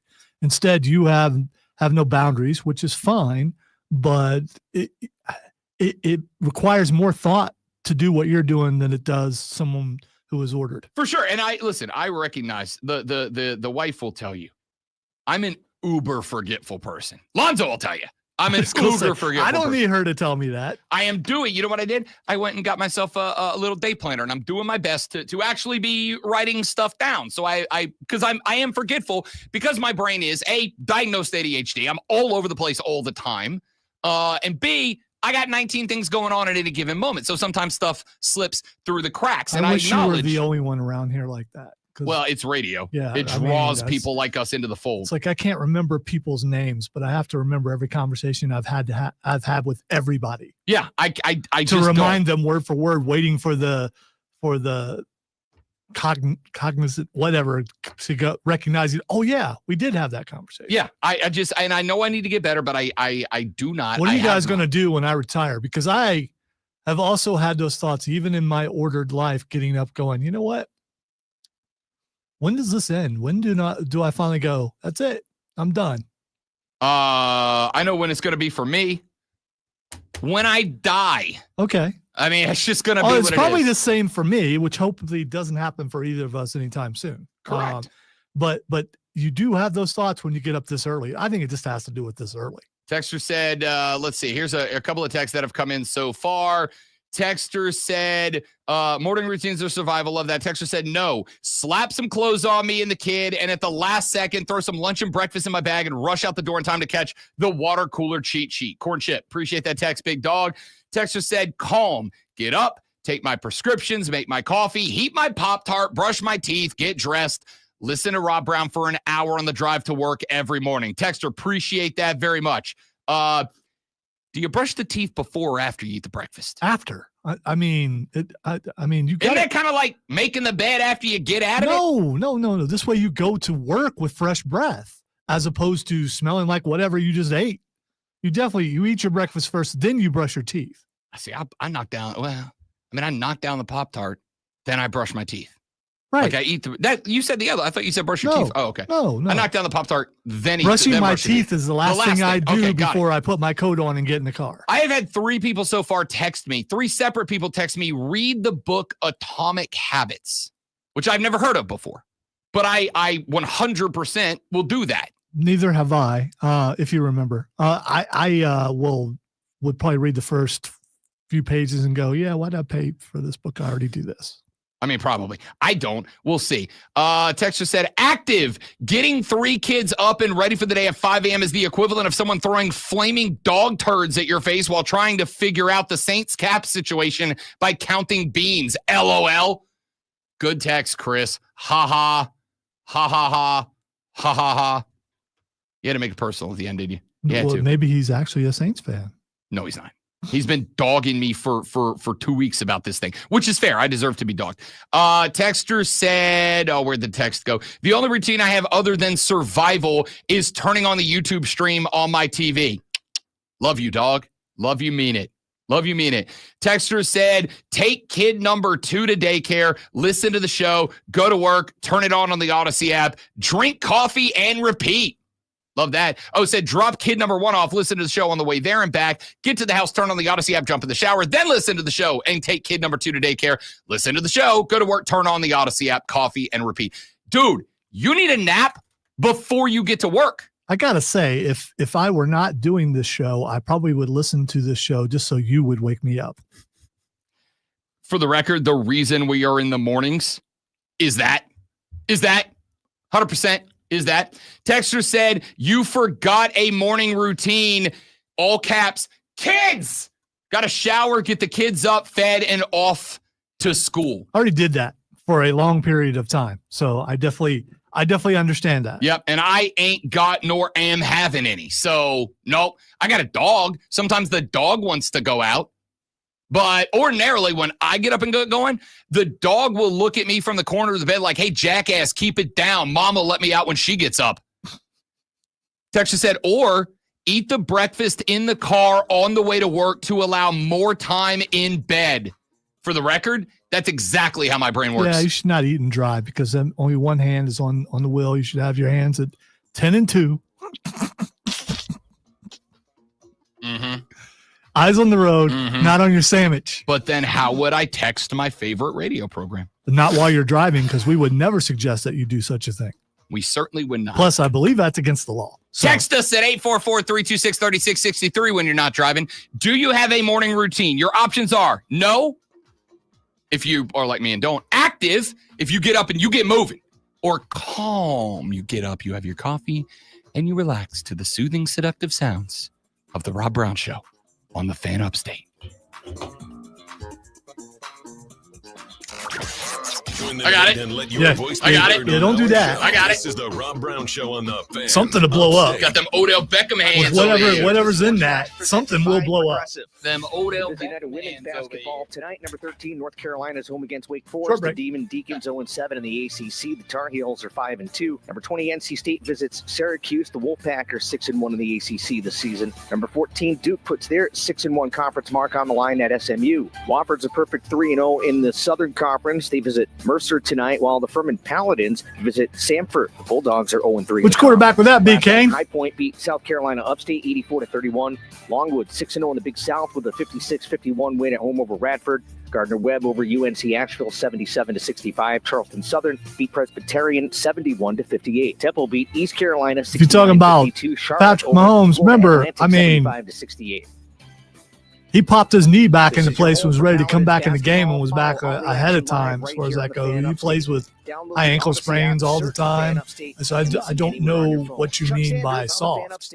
Up to the minute, upstate traffic. You could be more The wreck specific. north and southbound 85 between Greenville and Spartanburg have cleared away, and traffic is pretty much back to normal now. You still want to be cautious of lane closures up and down 85 through the upstate as daily road work continues. Highway 146 Woodruff Road, intermittent lane closures today, and there are several bridges in Greenville County getting much needed attention. From the News Talk 98.9 WORD. It would seem that you get your day started by wanting to fight with me, which I don't know why.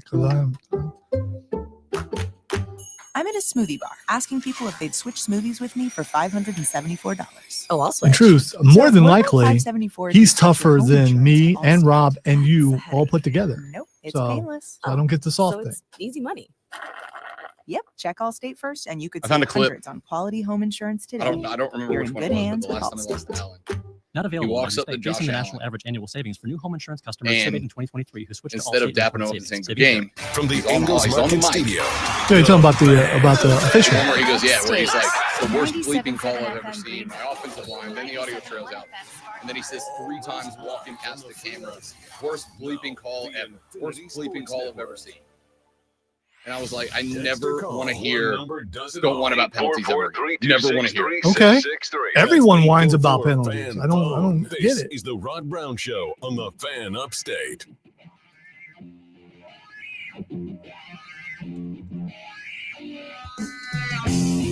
Texter said, any tips on how to get your 6-year-old daughter to do more to get herself ready for school when she's slow as molasses? I don't have any advice, Texter. All I can tell you is, like, I trained my dog to ring a bell by the back door when she needs to go out. Would that help? Can you do that? Like, train her to ring a bell or something? You can, yeah, that's probably not a good comparison. I would find music she hates and play it really loud and only turn it off when she gets moving. I bought one of those. Because even at 6, there's some music she don't like. I bought one of those alarm clocks a while back. A regular one that you have to push a button on it. Alarm. Okay, fair enough. Whatever. Alarm. I bought one of those kinds of clocks. Does it do that when it goes off? I can send you a file. It was like, it genuinely was an old school one that goes like, Yeah, I have one of those, but it also has radio on it. I bought one of those a while back because I told myself, if I buy one of these and I put it on I read it on an internet site, it's got to work. If you buy one of those and you buy a real loud one and you put it on the other side of the house to where you have to get up and walk across the house to turn it off, that you'll be like, oh, I'm up. I've already moved. Like I'm awake now. I did that one morning, and I'm not going to say the wife threatened murder, but she did not do that. I just want to say that I'm the only one in my household who's like that as far as ordered. My wife's not that way. Neither one of my children have been that way. I know my grandchild is not yet. I'm trying to teach her, though, to be regimented. I think I don't know if it's something you learn. I just think my mom didn't teach me that. She's not, I just started doing it. I just realized. It's just how some people are wired. It just is. It really is. I like having things ordered in a certain way, so I don't have to think about them. I just do them. All right, let's get back to some football here. We talked about this earlier in the week. I do want to bring it up now because I got some feedback on my thought, and I want to share it with you and respond. The Atlantic Coast Conference Commissioner, Jim Phillips, said a couple of days ago that the league, the ACC, is having conversations amongst coaches and athletic directors about whether or not to make changes to its conference championship game format. The conversations are apparently a result of the expanded 12-team college football playoff, and the goal is to ensure that conference champions and the teams that play in conference championship games leave value on the game itself. SMU entered the ACC title game as the regular season champs this year. However, they lost to Clemson in the ACC title game. And of course, SMU ended up sweating out Selection Day, right? We all woke up on that Sunday. We had no idea if the ACC was getting in one team, Clemson, who we knew was going by way of winning the title, or if SMU would sneak in. And keep in mind, SMU was going through the same thing that FSU was going through last year. That is to say, listening to all the talking heads say why a 3-loss non-conference championship game participant SEC squad, yes, including your South Carolina Gamecocks, should go in front of a 2-loss, but one of those losses was in the conference championship game, ACC squad in SMU. And it was a genuine debate. SMU did end up being the last team in. Jim Phillips said that the ACC is considering giving its regular season champion a bye and having the teams that finish second or third in the league standings play in the ACC championship game. The other possibility that the ACC is discussing is having the top 4 teams play on the final weekend of the regular season, do it effectively 4-team tournament style. Have first place take on 4th place, have second place take 3rd place, and the winners play the following weekend in the ACC championship game. Now, I'm going to keep it a buck. I don't know how you arrange that.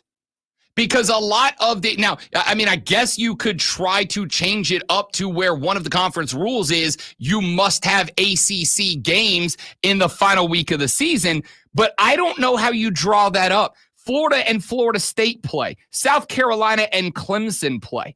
I don't think that either one of those schools, nor the states that run those schools as public institutions, are going to say, we are good with the Palmetto Bowl not being played rivalry weekend so that Clemson can leave that for an ACC game in case they're one of the top 4 teams. They can go play for a not ACC championship. I don't really know how that works.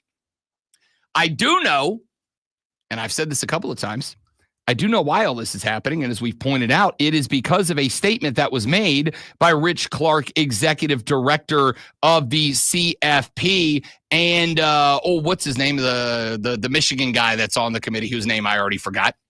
But the director of the actual committee, he's a scary dude. The director of the CFP committee, whose name I am blanking on, but the Michigan guy, not Rich Clark. What's the other cat's name? Here's the thing. Even if I knew the name of the Michigan guy, I'm not going to tell you. I mean, it's fair. It's fair. Anyway, the point here is, I think that when you look at this, it's one of those things that most of us are. I don't know about you. I had a visceral reaction to it, right? I was like, this is dumb. Why would you change this up? Why would you do this that way? And the answer is, as I have stated, money. The conference championship games are moneymakers for the conferences. They get all the profit generated by conference championship games, and they don't want to lose that. The other thing they don't want to do is exist in a world where teams are dialed in on making the playoffs. Because as I've pointed out before, if I gave you the option right now, you can win your conference next year and not go to the playoffs. Or you can lose your conference next year, but I guarantee you a spot in the field of 12. What percentage of people are saying, oh, I'd rather win the ACC than go to the playoffs? I don't know, 0? What percentage of fans are saying, I'd rather win the SEC than go to the playoffs? I actually think there would be a small percentage of SEC fans, but I think they're like the extremist old schoolers, right? Like nobody in the new era is going, yeah, I'd rather win the SEC and miss the playoff. Not that you can, but you get what I'm saying. So Ward Manuel, thank you, Texter. Ward Manuel is who I was looking for. When I look at the conversation that Jim Phillips started in the ACC, his goal is to keep value on the ACC championship game. And even if the best way that he can find to keep value on the ACC championship game is to not put the number one team in it, because again, Ward Manuel said the word. What did Shane Beamer say? If I hear the words data points again, I'm going to throw up.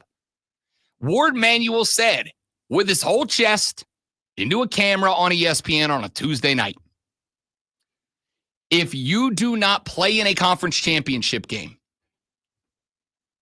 your position can't change, because we don't have a data point on which to gauge if you should move up or move down, right? If you play in a conference championship game, you can move up.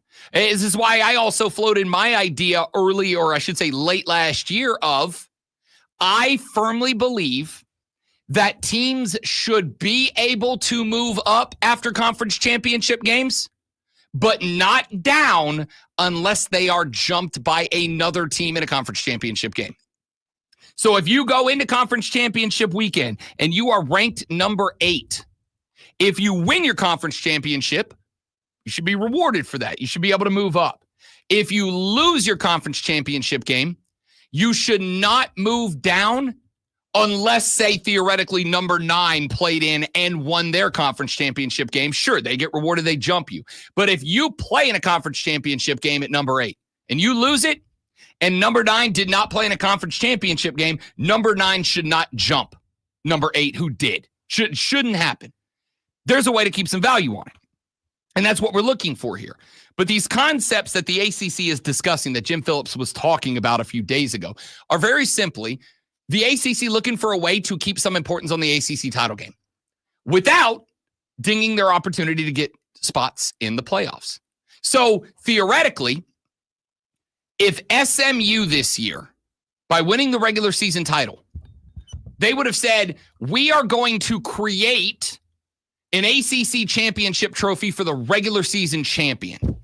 We are going to create one, and that is you are going to be celebrated as the ACC champion. And then teams 2 and 3 will play in the ACC championship game. Well, first off, Alonzo will tell you, big semantics guy over here, big words guy over here, it's not an ACC championship game anymore. Now it's an ACC playoff play-in game, right? So we got to call it that, and that's what we will call it here on the show. But imagine in that spot that SMU, who wins the regular season ACC title, they get a big trophy, they get a big banner, and they are awarded the spot in the playoffs.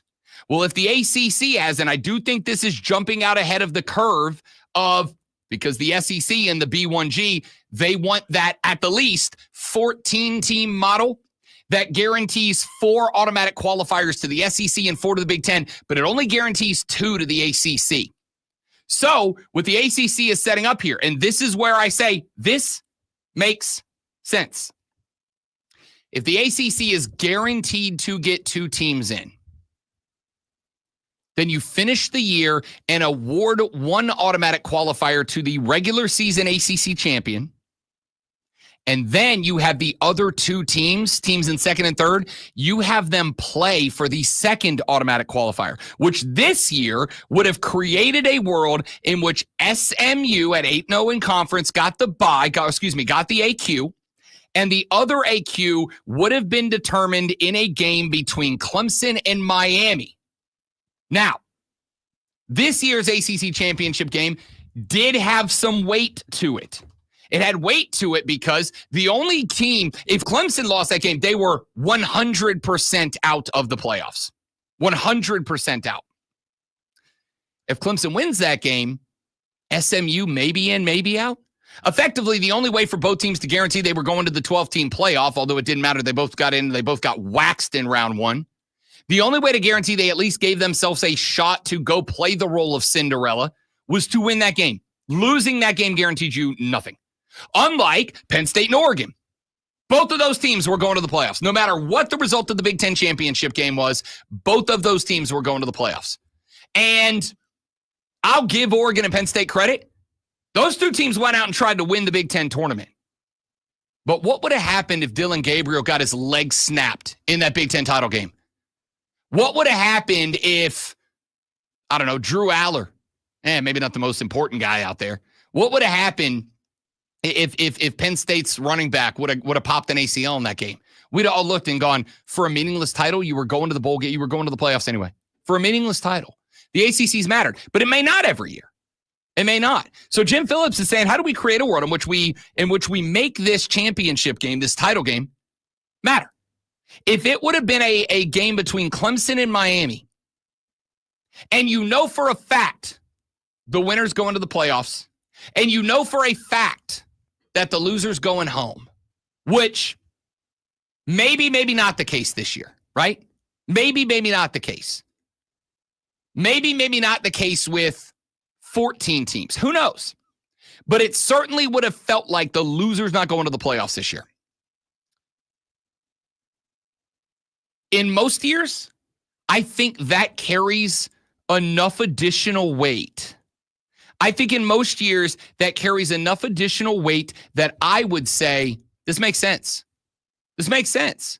We are creating a must-see TV game with a playoff berth on the line, an automatic qualifier on the line. The losing team has to flounder in the wind for 12 hours while they wait to find out if the committee considers that loss bad enough to drop them or a good enough loss not to ding them too much. I think it creates weight. But at the end of the day, all this comes down to is the conference is trying to figure out a way that they can add additional emphasis or at least keep what emphasis they have on a championship game. And Jim Phillips, and this is why I say we are going to 14. At the minimum, we are going to 14. The Big Ten and SEC champs will both get a bye. Everybody else will be playing for AQs. We are going to 14. And part of the reason I believe we are going to 14 as early as 2026, if not next year. Ross Dellinger says he doesn't think we're going to it next year. I don't know if that's the case or not. If the B1G and the SEC want it, the only question then is, can they go in that room in Dallas? Can they make the argument to expand the playoffs from 12 to 14 after a single year, get everybody else in the room, or at least enough people on the room and board without ticking off somebody? Because remember, when the CFP meetings take place in 2026 to determine what the 2026 structure looks like, at that point, by committee rules, they have to have unanimous consent amongst everyone on that committee. Everyone in the room has to agree for a thing to pass.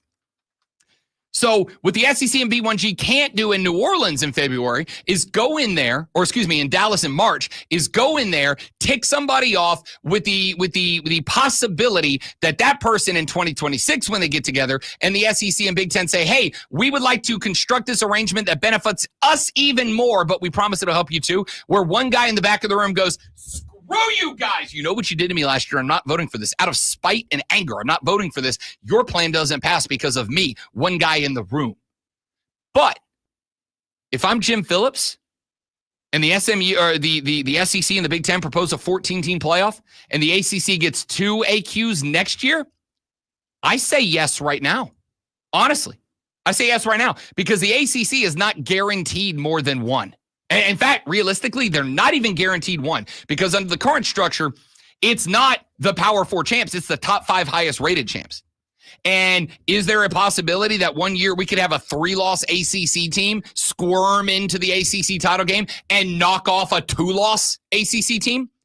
Yeah. How many losses did Clemson have? Clemson entered that game with 3 losses. No, 2 losses in, right? Are you sure? No. I've forgotten. It was a long time ago. They ended the season 10-4, obviously with a playoff loss.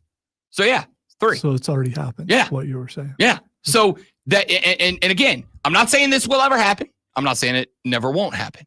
What I'm saying is, what if there was another Mountain West this year that had a very special team, very special player like an Ashton Jeanty? What if there were 2 lower division conferences that snuck up and one of them somehow got? What if Navy would have gone undefeated? And the AAC conference champ was rated above the ACC champ. Clemson wouldn't have gone at all, even as ACC champs. If I'm Jim Phillips, I'm saying yes, go to 14, give us an AQ, give us 2 AQs. That's the only way to guarantee we're getting guys in the playoffs and can make something of the championship game. All right, let's take a break. We'll come back in a minute. We'll talk some college basketball with Lulu Kesson. We'll check in where the football recruiting team is. No Rashad Beard today. He'll be with us tomorrow, but we do have Hate and Ask Mario at 9, Fight Club at 9:20, and a Sports Flash right now. Yeah, go catch your breath. Clemson Tiger basketball team have run off 4 consecutive wins with an 86-72 win over Syracuse last night. Chase Hunter had 23 points and added 3 steals, and Victor Lakin, I don't know, recorded a double-double with 16 points and 10 boards. Come at me. It's fine. Clemson recorded more rebounds, assists, and steals than the Orange in their 17th win of the year. You can play really good basketball. The Gamecocks men's basketball team dropped a heartbreaker last night at home. Number 5 Florida 70-69. The Gators trailed by a point with less than 4 seconds, but Richard Reichard scored his 22nd point on a layup high off the glass that dropped to steal the win. Make sure you tune in this Saturday at 4 p.m. as the Furman Paladins take on the Mercer Bears. It's Furman versus Mercer right here on your home for Furman Paladins basketball. The Fan, Upstate. Let me go look at my pronunciation guide. Got to be one somewhere.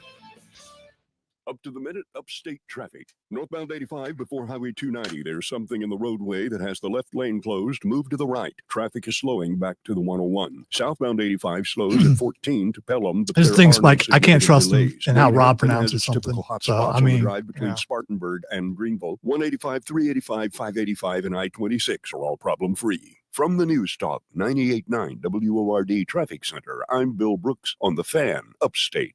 This is a story of the one. As a maintenance specialist for university housing, he knows college students can major. Someone take your word for it and go lock in the rest of the way. Students doesn't leave a lot of room to house all the supplies he needs. That's where Grainger comes in. With over 1 million industrial grade products and fast, dependable. I'm blaming delivery, Rob for all my Grainger carries the mispronunciations quality products he because needs, he's not in so the he room. doesn't have to. And you can tell him From a I new said door so. hinge I to don't a care. whole new faucet. Which defeats the whole point of him not being in the room. Grainger. Because he could very well just be in the other room looking at the stream. It's getting harder and harder to find great food at a reasonable price. Why settle for a smaller version of the real thing just to make it affordable? With Popeye's 3 for $5 special, you get the same bold Louisiana flavor and crispy crunch of Popeye's signature chicken we always serve. Don't settle for a mini meal. Come into Popeye's today and get 3 pieces of our signature chicken for just $5 and make it a meal for only $3 more. That chicken from Popeyes. At participating U.S. restaurants, price may vary. Good point, Spike. I'm going to go with that then. Accomplishing goals is hard. But Oh, when yeah, your goal we gotta is to make a learn a new phone call, language, so- Babbel makes it easy. Jump Babbel off is here real designed quick. with you Be in mind. right From back. expert-created lessons to conversation.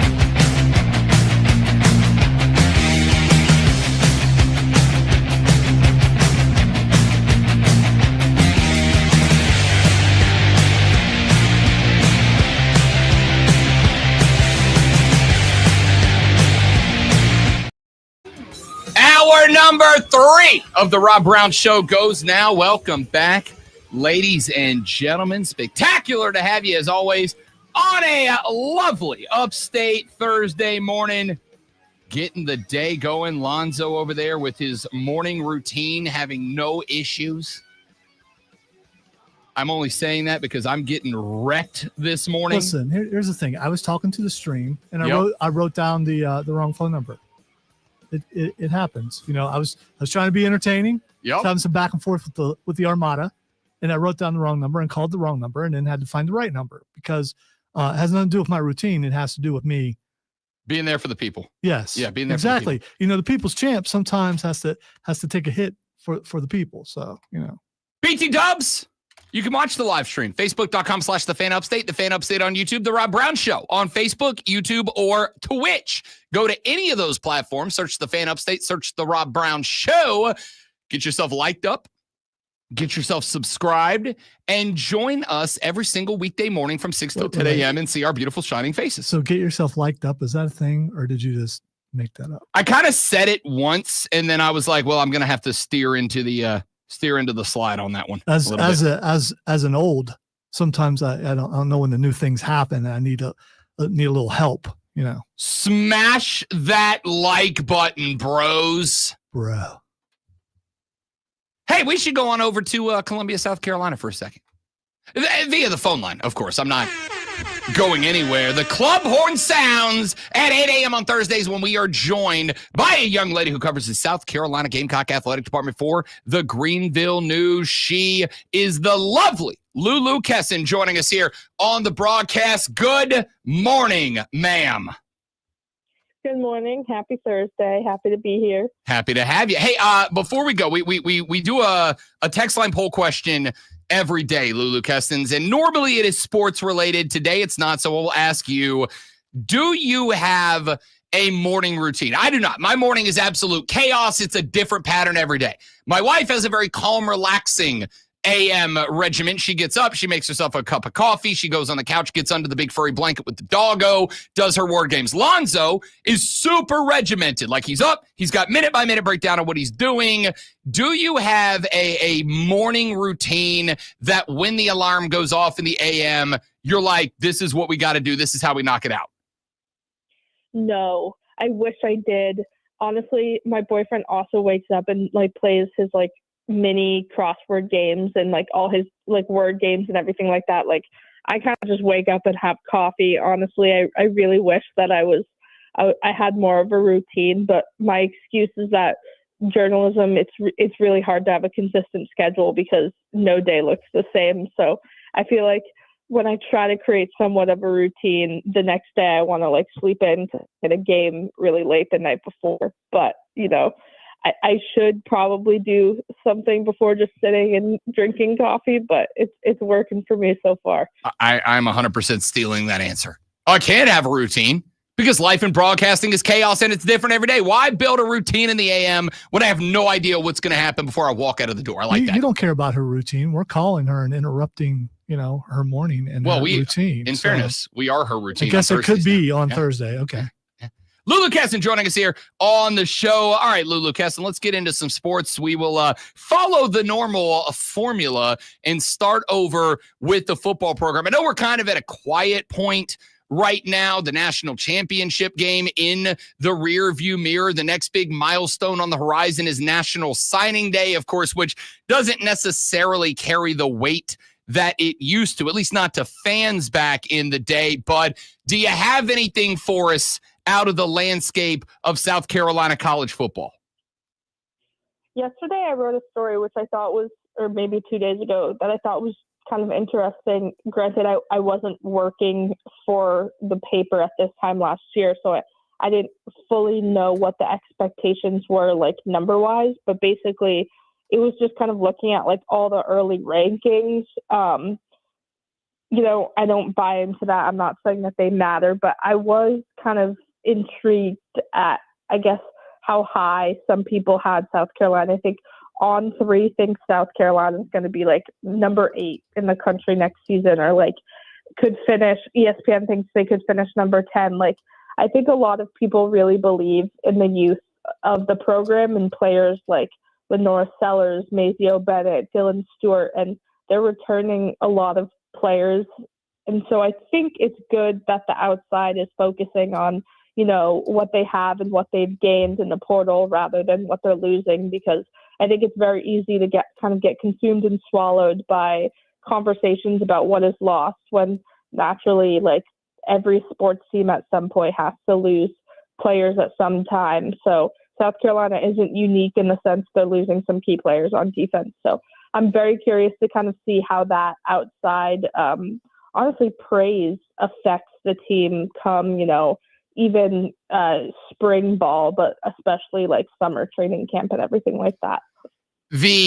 I've seen the same thing. I've seen a lot of way too early top 25s, a lot of way too early preseason polls. We've still got recruiting classes to get in, spring football to go through, et cetera, before I think we really even start to have a clue about what next year's teams are going to look like. But you know what you can do is put your bets down on who wins the Natty next year, and South Carolina is. And to me, Lulu Kesson, I will, at this point in the year, I will take Vegas odds before I take the words of journalists, many of whom have a bias because they are writing, but they cover a particular school. South Carolina has 40-1 odds to win the Natty next year, but there's only about 20 schools with better odds than that right now. So Vegas has them inside the top 20. My question mark is, Shane, I think, enters this year with the highest expectations of any season since he's taken over the program. Do you feel like he / the program / his staff are prepared for the heightened expectations and the pressure that comes along with it? I'd argue that he and his staff are. I definitely agree with you in the sense that it's his, year 5, I think, is even different than year 4. It's like he already passed Spurrier for best record in your first 4 seasons as head coach. Like, he's done what he needed to do through 4 years. Now it's that kind of, in my book, like, you can't go down. You can't go back to where you were in 2022. There's going to be growing pains no matter what. Every year it's going to be a little bit different. But I think based on kind of how vocal he was advocating for his players in this program, he's starting to earn the respect from the outside. And I don't think he has any I don't think he can say now, like, oh, nobody's taking us seriously. I think, like, South Carolina is exactly where they want to be, in my opinion. And so I think it'll be a true test. Right now, I would say that they're ready. But of course, when you look at the games that they lost last year, you wonder kind of factors on the outside, off the field, things like that. You kind of wonder if, when they lost College game day, a game day game, like, they weren't necessarily kind of the underdog. They had the spotlight on them. Obviously, the Citrus Bowl loss was super disappointing because they had all that talk about making the playoffs. So there's kind of it's easy to look at last year as the blueprint, but I'm also hopeful that Shane learns from the bad and grows, but also takes the good with him and is ready for what's to come in 2025.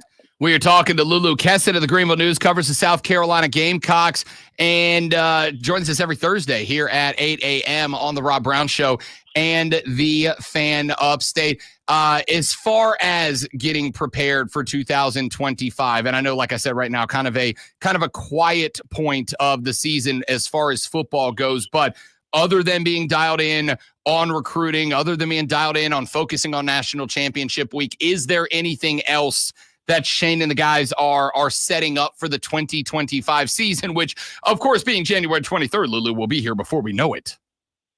Yeah. Well, I can say that on Saturday during the men's basketball game, Shane will be introducing, like, the transfers and I believe, like, the freshmen. I want to get that right. But basically, obviously, I didn't know this because I wasn't here for basketball season last year, but I guess Shane likes to kind of involve some of the football players with the basketball and the fans and everything, like, ahead of time. So I think at halftime of the men's game on Saturday, which is at 1, obviously it's home in Colonial Life, Shane will bring out some of the new players and either like speak or just do something to kind of like put faces to names and things like that. One of the things that I think we have spent a lot of time talking about, Lulu Kesson, is Shane Beamer is, if nothing else, a fantastic culture builder. I mean, he has been, at least in my experience, since the moment he stepped on campus. We've had him on this show. It is all about personality and building the culture. The welcome home stuff. I mean, he, within 6 months, had a huge banner flying on the side of Willie B. The dude, I think, deserves kudos for being one of the best culture builders. And to me, that kind of feels like a part of it, right? Like if you can get transfer portal guys on campus, freshmen incoming on campus, and put them in front of a packed gym and have them feel like rock stars before they put on the logo for the very first time, that's the kind of stuff I say all the time. You got to recruit a kid twice, right? You got to recruit him once out of high school to get him there. You got to recruit him a second time to keep them there. When you make these kids feel like rock stars before they ever strap on a chin strap, I imagine that kind of goes a long way in that department. 100%. And when I had my one-on-one interview with Shane, that's kind of what I took away from a lot of it and kind of wrote my story about, is the culture that he wants to build. I mean, one of my favorite anecdotes, like he has maybe about 3 massive glass jars of candy in his office. And I'm not talking like big mason jars, like massive glass jars, like ones you would see at like the most souped up Sweet 16 ever. And I asked him, I was like, oh, like you a big candy guy? And he's like, no, like the players love it. And I love that it gives them an excuse to come into my office. And even if it's 5 seconds that I see them, it's 5 extra seconds that I get to see them off the field. And it's sort of become like a vehicle for very personal conversations with him and his players, because they feel comfortable enough being in his office, being in that environment, being in that space. And they come for, a Snickers, they come sit to hang out and grab a piece of gum. And then that turns into them having a personal conversation about their life or their family or anything like that. And I think that goes a long way, especially in 2025 and the financial aspects of college football today and NIL and recruiting and everything, is that you can't just be a coach. You have to show how much you care. And I think to just say you care is not enough at this point. And I'd really argue that Shane has done more than enough to prove that he does genuinely care about building a culture here, and everything that he's done with the program kind of speaks for itself in that regard. Lonzo, none of our bosses have big barrels of candy. I feel cheated. Yeah, it's probably be a bad idea. Yeah, that's also fair. The bosses don't want us in. Yeah, we'd be crashing out at like 11:15 in the morning. Lulu Kesson joining us here on the show. All right, let's flip it over, Lulu, and talk a little bit of college basketball. Let's talk about the women's side.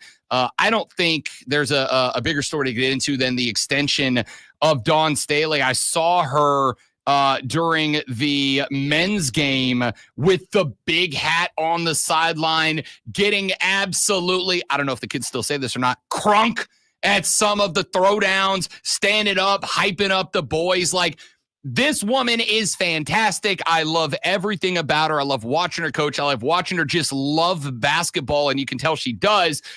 There have been talks over the last couple of years about, will Dawn Staley go coach in the WNBA? Will Dawn Staley go coach a men's college basketball team and become the first women's coach on the men's side in D1? Yada, yada, yada. For the Lady Gamecocks to be able to hang on to, arguably, and I think she will pass Gino Auriemma and Pat Summitt as the most iconic women's basketball coach of all time, maybe the most iconic basketball coach of all time, period. What a massive moment to get her inked up. Totally. And first, oh my gosh, I was dying laughing at her massive hat last night. Like, I wasn't at the game, so I was watching hockey, and then I had the game on my second, like I put my second TV out here, and I was just like, oh my God, that's Dawn. Like, she was like swallowed by the hat at first. And then when they showed a close up of her face, I couldn't keep it together. But to take her seriously now, absolutely. I think the contract, like she said, it's not about the money, but it's about the principle of it. Like, yes, it speaks volumes for where women's basketball is going. It says so much about how South Carolina respects women's athletics, Dawn Staley, what she's done and what she'll do. A lot of people are kind of, at first, were freaking out about the WNBA, NBA part of her contract. And I don't blame them. It's a unique thing to see in a contract that if she were to leave for another college program, of course she would have to, before her contract ends, she would owe South Carolina money. But if she were to leave for the WNBA or NBA, she wouldn't. So I think that kind of put a lot of people, in panic mode, thinking that she's already kind of lining up her next steps. And I believe her when she told us, when she was asked about it, she was like, that's just something fancy in there for reporters to ask me about. But I do think she isn't in a rush to leave. I mean, she said casually and she said formally so many times, college basketball is where she's comfortable. College basketball is where she's at. And now she seemingly she put it out there. She doesn't want to go anywhere else in the college world besides staying at South Carolina. So, I think people are a little worried with talks of a WNBA team coming to Philly, but I don't think anyone has to think about that anytime soon because, like you said, she's sticking around, and this is very, very historic. Yeah, I mean, I think, if she ever decides that she wants to go try her hand at the WNBA, number one, I think Dawn Staley, I don't know, and I say this with all due respect, and it's more of a compliment than anything else. I don't know if she would bring maybe the eyeballs that a Caitlin Clark has brought to that league, but I absolutely think she would be a massive, massive benefit to the WNBA. And if she decided to go, I think if anybody has ever earned the opportunity to go try to do bigger and better, it is Dawn Staley. Now, with that being said, before we let you go, Lulu Kessin, there is a rivalry game in the SEC that gets me more and more hyped every year, because if there's anything we like more in the women's game than Kim Mulkey versus Dawn Staley, I don't know what it is. Yeah, a lot of people are kind of worried with the game being pushed from tonight to tomorrow. But, I mean, if anything, I see their point. It was an 8 p.m. tip, and now it's a 5 p.m. tip. But, hey, LSU, South Carolina, I have a hard time believing that's still not going to bring out the best of the best in terms of fans and energy. Because, like you said, it's a rivalry like no other. It's kind of an in-game experience like no other. It's two passionate coaches battling with two incredibly talented teams this year. And I think tomorrow night is going to be a really, really great game, especially just for the SEC and women's basketball. Without a doubt. Give me a 30-second preview on what you expect to see out of this one, because I will tell you, I don't know what else I would do on a Friday night but sit in front of the TV and watch this one. Okay, I'll try to talk as fast as I can. Basically, I think a key to the game is going to be recognizing the fact that last year when South Carolina played LSU crumbled late in the fourth quarter both times. However, this season, LSU, 1, they're undefeated, but 2, they've trailed at halftime, trailed in the fourth quarter numerous times, and they have 6 wins by less than 4 points. They have a game winner where they won by 2. They have a game where they won by 1. LSU is not the same team as they were last year in the sense of kind of not being able to have that late game push, or, they had a lot of late game mismanagement. So I think South Carolina, if they go on runs, if they have a lead, it's going to be absolutely critical to understand that LSU this year is going to be able to claw back and will look to fight back, and is not going to kind of get defeated by a deficit in the way that, I'd argue we saw Texas or Oklahoma do, because LSU has some talented scorers. They rebound the ball. They're the second best rebounding team in the nation. South Carolina, I think, is 8. So it's truly two teams that couldn't be more perfect for each other matchup wise. So that it's going to be great. Lulu Kessin covers the South Carolina Gamecock Athletic Department for the Greenville News, joins us every Thursday at 8 a.m. Young lady, we appreciate it as always. We'll talk to you next week. Have a good one.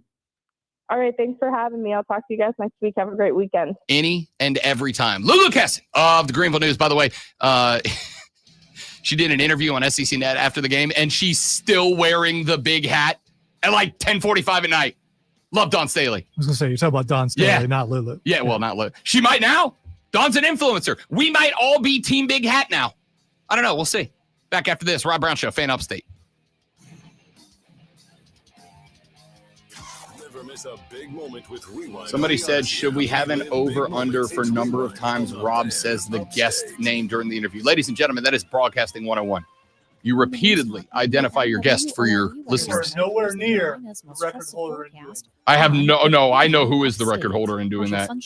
I know someone, well, I think we're thinking of this. Are we thinking of the same person? Friday, sunshine high 44 degrees. Saturday, sunny high 47. Oh, okay. Well, then never mind. Sunshine high 52. Someone I'm aware of but haven't worked with. So not on this station. On the Fan upstate. Currently, it's 22. But I don't necessarily disagree. Well, I don't necessarily agree with the idea that this is what the Jets need. They have to have someone who is. Hey guys, stay right there. Be right back. Defensive Wait for it. Background or anything.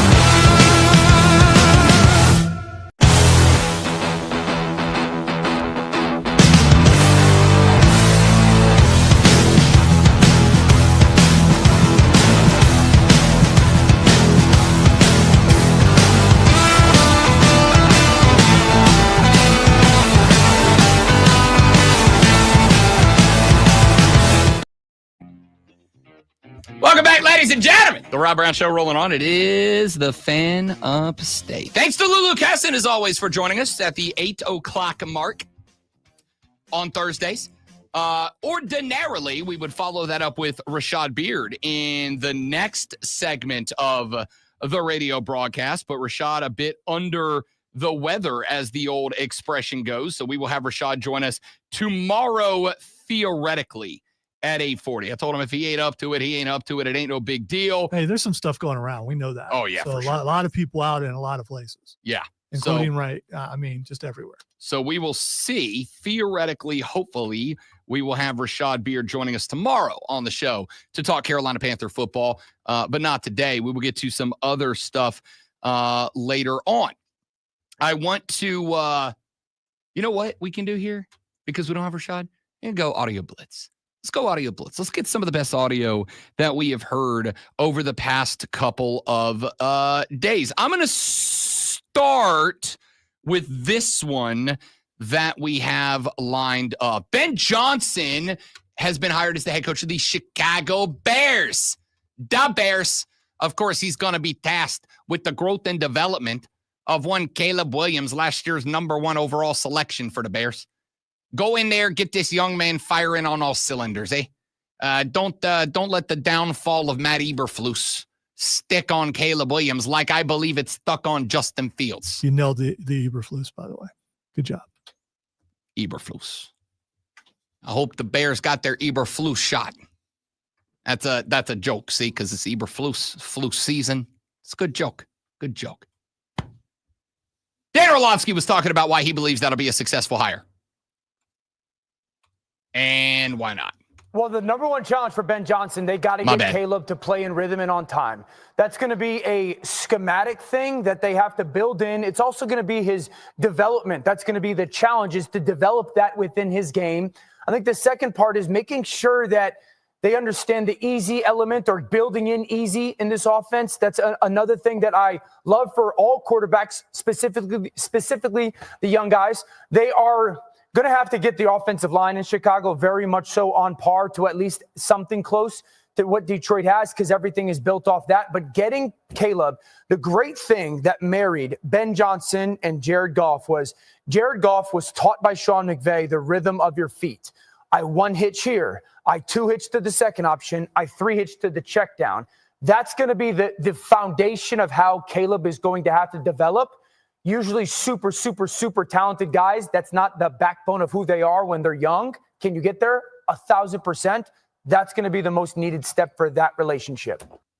I agree with that. Let me tell you what I think I see in a lot of rookie quarterbacks.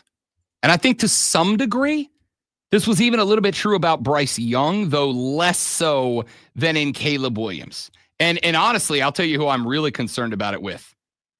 Both of the top 2 quarterbacks in next year's draft. Cam Ward, Shedeur Sanders. One of the problems that you're going to bump into, especially in the new immediate success or get the hell out landscape of college football, a lot of guys, especially if you are not playing for a blue blood, right? And with respect to Dion, Colorado ain't exactly reached blue blood status. Real good year. Finished in the top 25 in the AP's final poll of the season. Snuck back in there at the end. A lot of young quarterbacks succeed in college due to their natural talent. They just out-athlete people. And when they get to the league, they can't do that. And there are some NFL coaches who do 2 things. Number 1, they think they can rely on that out of an NFL quarterback, number 1. And number 2, they don't take that talent and develop it. They try to take that talent and throw it away to try to develop some other aspect of that player's game. I go back to, again, Bryce Young in year 1 under Frank Reich of the Carolina Panthers. I think they tried to change the way that BY plays football. This is why I said a lot of times in year 1 of BY9, this is not Alabama Bryce Young. And I kept saying to all of you, as the only Bryce Young optimist, I think, in the upstate of South Carolina, I kept saying, slow your roll, homies, because BY was not successful at Alabama because he was a Michael Vick, because he was a natural, impossible to tackle runner. He wasn't successful at Alabama because of his size or his stature, obviously. He was successful at Alabama because he is a hyper intelligent football player, and you have to put around him a scheme that takes advantage of that. You should be running a more high mentality, cerebral offense around Bryce Young so that his best asset, the noggin, is what shines. And then you start letting him take over with that incredible accuracy. This is why I've said the comp for Bryce Young, and I mean it when I say it, the comp for Bryce Young is Drew Brees, okay? Undersized quarterback, but a guy who is known for two things. Number one, seeing the football field as well, if not better than anybody else. And number two, being able to put the point of a football on a dime from 35 yards away. That's BY's game. And in year number one of Frank Reich, would they run a very traditional West Coasty pro-style offense that was more about hitting a route at a point and not about, hey, we got this guy who sees the field. We got this guy who understands route patterns and how to assume or find what's going to be open based on his ability to see, read, and understand defenses on the fly. Dave Canales shows up. He installs that offense. And when you know it, Bryce Young, in the second half of the season after the benching, do you know that Bryce Young was successful for more high explosive plays that are plays of 35 yards or longer that are credited to a quarterback throw, not a receiver making a great play, right? If you go say, and there is some room for subjectivity in there, but if you go count plays of 35 yards or longer down the field that are made based on a quarterback's throw, not by a receiver doing something special, that is, you are hitting the guy in stride in the bucket. Bryce Young was responsible for more of those types of throws than Patrick Mahomes, than Josh Allen, than Lamar Jackson, than Joe Burrow. That's the type of guy he can be. But it takes a coach who can do two things. Number one, bring that out of him at the NFL level. And number two, work in an offense that takes advantage of the weapons. Why has Lamar Jackson been so successful at the NFL? It is because Harbaugh numero dos recognized we don't want to run this cat as if he is Michael Vick. Lamar Jackson's legs work as such a weapon and an asset to the Ravens because the Ravens understand you utilize them sparingly as the primary asset. You use an underappreciated arm as the primary asset. From look at Lamar Jackson. What they do, they built him in a good set of wide receivers, and they run him sparingly. And Lamar Jackson is consistently in the picture. Hadn't got there yet, but consistently in the picture. Dave Canales brought that out of BY. Ben Johnson did that for Jared Goff. The Lions offense was the Lions offense because Johnson tailored it for Jared Goff, not the other way around. If he does that for Caleb Williams, I think that guy's going to have a Bryce Young trajectory. All right, we'll come back. We got some more sound I want to play for you coming up next on the Rob Brown Show in the Fan Upstate. The Rob Brown Show. Listen on your computer and tablet at thefanupstate.com. I'm Chuck Sanders. Here's the Sports Flash presented by Progressive. From in men's basketball.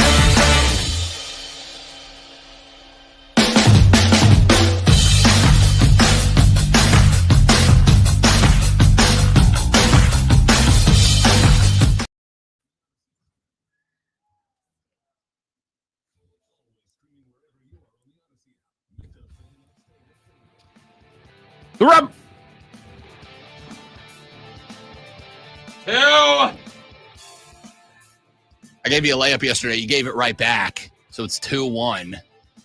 It is only Thursday. It is only Thursday. Got a full day. You blew it last Friday. You had the lead, and then you blew it last Friday. I did. Late in the game, too. Mm-hmm. We'll see if the comeback happens again this week in the Robinzo forget to turn their mics on to, talking to them to do radio game that we play. All right. Got a couple of things to get to here. Text message poll question of the day. 1 hour left to get your vote in. It's not really a vote today, right? Like ordinarily, our text poll of the day is a vote. Ordinarily, our text poll of the day is, what team do you want to win this weekend? Do you believe that there should be a this or a that in sports? Yada, yada, yada. Not today. Not today. Lonzo and I have gone away from sports on the text message question of the day. My morning, every morning, chaos. I get in. I have a different routine every single day. I do different things in different orders, whatever. And I just cross fingers, toes, and all available appendages that I don't forget something. And I do frequently. All right. And I know I should do better, but I can't. I'm not wired that way. Lonzo, on the other hand, has a minute-to-minute regimented process that he goes in every day. I can pretty much set my clock by the minute Lonzo walks into the door. All right. Like it's regimented down to the minute. I also have a lady in my neighborhood who goes out for a jog, as far as I can tell, at 4 a.m. every morning. And I can say for a fact that she jogs for at least an hour and a half, because I've seen her leaving at 4 a.m. and I've seen her going at 5:30 on my worst mornings. So our question is, do you have a morning routine? And I have 3 selections for you. Like me, it's just chaos in the AM. Text no to 844-326-3663. Text no. If you have a routine like Lonzo, where you're up and you're regimented, you're active, maybe not working out, you're not hitting the bench press, you're not going for a jog in the AM, but you're up and you got your probably minute by minute. I got to turn the toaster on over here and check my emails over here and whatever. Then text calm. No, excuse me, text active. Yeah, because if I were to jog where I'm at, it would be more like, oh my God, what's chasing me? Which would, help with the cardio. It would. As long as you don't get caught. Yeah. So if you're up and working out, or maybe you are the type of person who gets up and you just get your day started on the fly, you're active, you're running around, whatever, text active to 844-326-3663. Or if you like my wife gets up, she walks to the kitchen. She puts on a cup of coffee. She's got one of the little Keurig pod ones, so she didn't have to brew coffee, right? Walks in. She said it's got the thing in it where you set it to make the hot coffee or make the hot water at 7 and at 7:50, whatever. She gets up. She makes her coffee. She takes her cup of coffee over to the couch. She sits on the couch. She covers herself up with a big old fluffy Sherpa blanket. She hangs out with the dog and she plays word games for about 20-25 minutes, and then she gets her day going.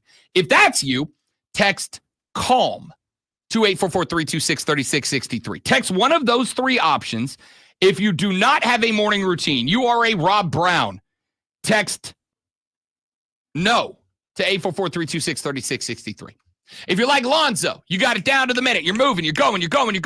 Text active to 844-326-3663. And if you're like the wife, you have your morning routine, but it's relaxing. You sit down, you have your coffee, maybe you read the paper, read the funnies. Get your sports news from the day before. Maybe you click on ESPN and you just watch Sports Center for half an hour, whatever. If that's you, text CALM, CALM, to 864-448-3772. You got about an hour to respond to our poll message of the day. And this has zero impact or benefit to the upstate. It is simply for my own curiosity. That's all and nothing else. Let's keep going with the audio blitz. I have a few more bits of sound that I want to play for you. I referenced this earlier. I didn't know if I was going to play it or not, but I might as well. You know what I never want to hear again? Ever again? What I never want to hear ever again is when people complain about officiating calls in Kansas City Chief games. I never want to hear fans of that team say, stop whining. They're penalties. It happens in football. Stop whining. That's how it goes. Did you cut my audio, Lonzo? Why'd you cut my audio? I have a clip ready to go. It's in the barrel. I don't know what you're talking about. I can see the slider. It's right there. You cut my audio for no good reason at all. Mr. Science Guy, it's called a fader, okay? And what did you use it to do?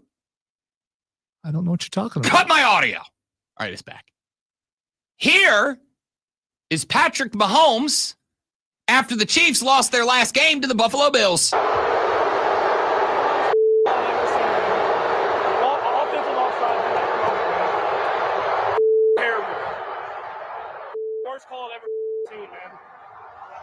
That was Patrick Mahomes. All right, so you're inaccurate, and I hate when you're inaccurate, but I'm going to have to correct you. It was not the last game against Buffalo, because the last game against Buffalo destroyed Kansas City. No, it was. And that was this season. Which one was that? Was that regular season last year? Yeah, it was last year or maybe the year before. Yeah, whatever. It was. Last time they lost to the Bills. So of course this like kills your entire argument because you were inaccurate in your setup. So we should disregard and move on. Okay, you're welcome. Here's what we'll do. I'm going to finish what I was saying, and then those of you who wish to disregard it, you have Lonzo's blessing to do so. Okay. So I'm going to say what I'll say, then disregard it. Never again do I want to hear a Chiefs fan tell other fans, get over it. Calls happen, because that was Patrick Mahomes. And by the way, that first part, the where he's kind of all faint in the distance, but you hear him say worst bleeping call I've ever seen. He was quite literally dapping up Josh Allen, and he said that to Josh Allen. You want to know why I'm a Lamar guy?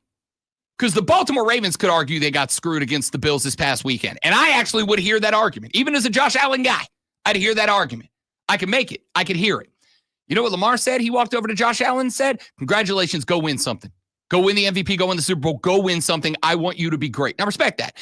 The last time Josh Allen beat Patrick Mahomes, Mahomes walked up to him and grabbed him by the hand, did the old bro shake, and looked him in the face and said, worst bleeping call I've ever heard. It wasn't, again, not the last time that they played each other. Last time that Josh Allen won. No, it's not, because Josh Allen just won in this season. And they beat, the only loss Kansas City had this year was to the Buffalo Bills, and it was by a large margin, and that was not from that game. Okay, point is, whenever it happened, I just want you to be accurate, man. I appreciate the accurate. I get, when your super secret society sends you stuff, maybe read it when you get it and not read it, a year later, because then you could be a little more accurate on what you're talking about. I couldn't find undoctored audio of it, because everyone I heard, in fact, I did pull one, but then I realized that somebody put the X-Files theme behind it. I'm curious. You know who else is in our super secret society? Rich Eisen is in it. That's awesome. Anyway, do you remember the call? Was it a good or a bad call? If I recall correctly, because no, I don't, because I hadn't thought about that call in a very long time. So the call them. So maybe it was legitimate, his complaint. If I recall correctly, you don't even remember what year it was. No. So there's no I way understand. you're gonna remember. If I recall correctly, via what I saw this morning when I was looking this up, it was a call in which it was an off. I want to say it was either false start or it was offsides against the Chiefs, and it was a good call, but it was just like one that had not been called throughout the game. Yeah, I don't. And then they called it at the end. I don't remember the call, but I don't think it's either one of the things that you're talking about. Doesn't matter. Point is, it does matter. It's very important to the story. Point is, I don't want to hear about whining after calls impacting games anymore. I don't want to hear it. I think the witness has crumbled under cross-examination, and we should move on. Plead the fifth. All right. Got two more clips for you before we get out of here. There is a Parisian soccer team in top-level French football.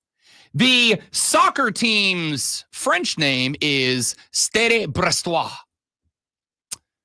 Stade Brestois. Are you sure? Yes. Okay. I'm going to take your word for it.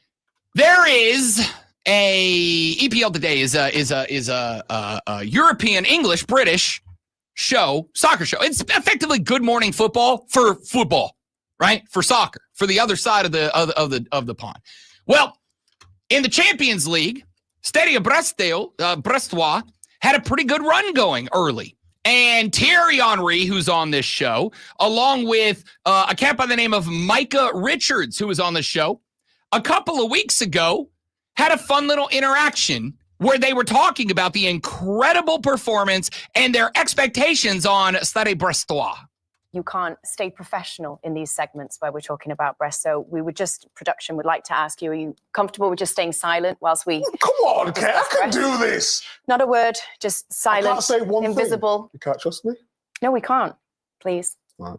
Thanks. After 4 games, who here likes breast? Like breast? You do too? I like the shape of them. Uh-huh. Yeah. He's going to front 2 tonight? Yeah, 2 big pair up front that are going to trouble. Just work off each other. Yeah. I'm interested, how much do you enjoy watching them? Would you pay to watch them? I have done. The one thing that you can say is you don't have to be big, you can be small and compete. That's interesting. Good. Do you think breast could get exposed tonight? I hope so.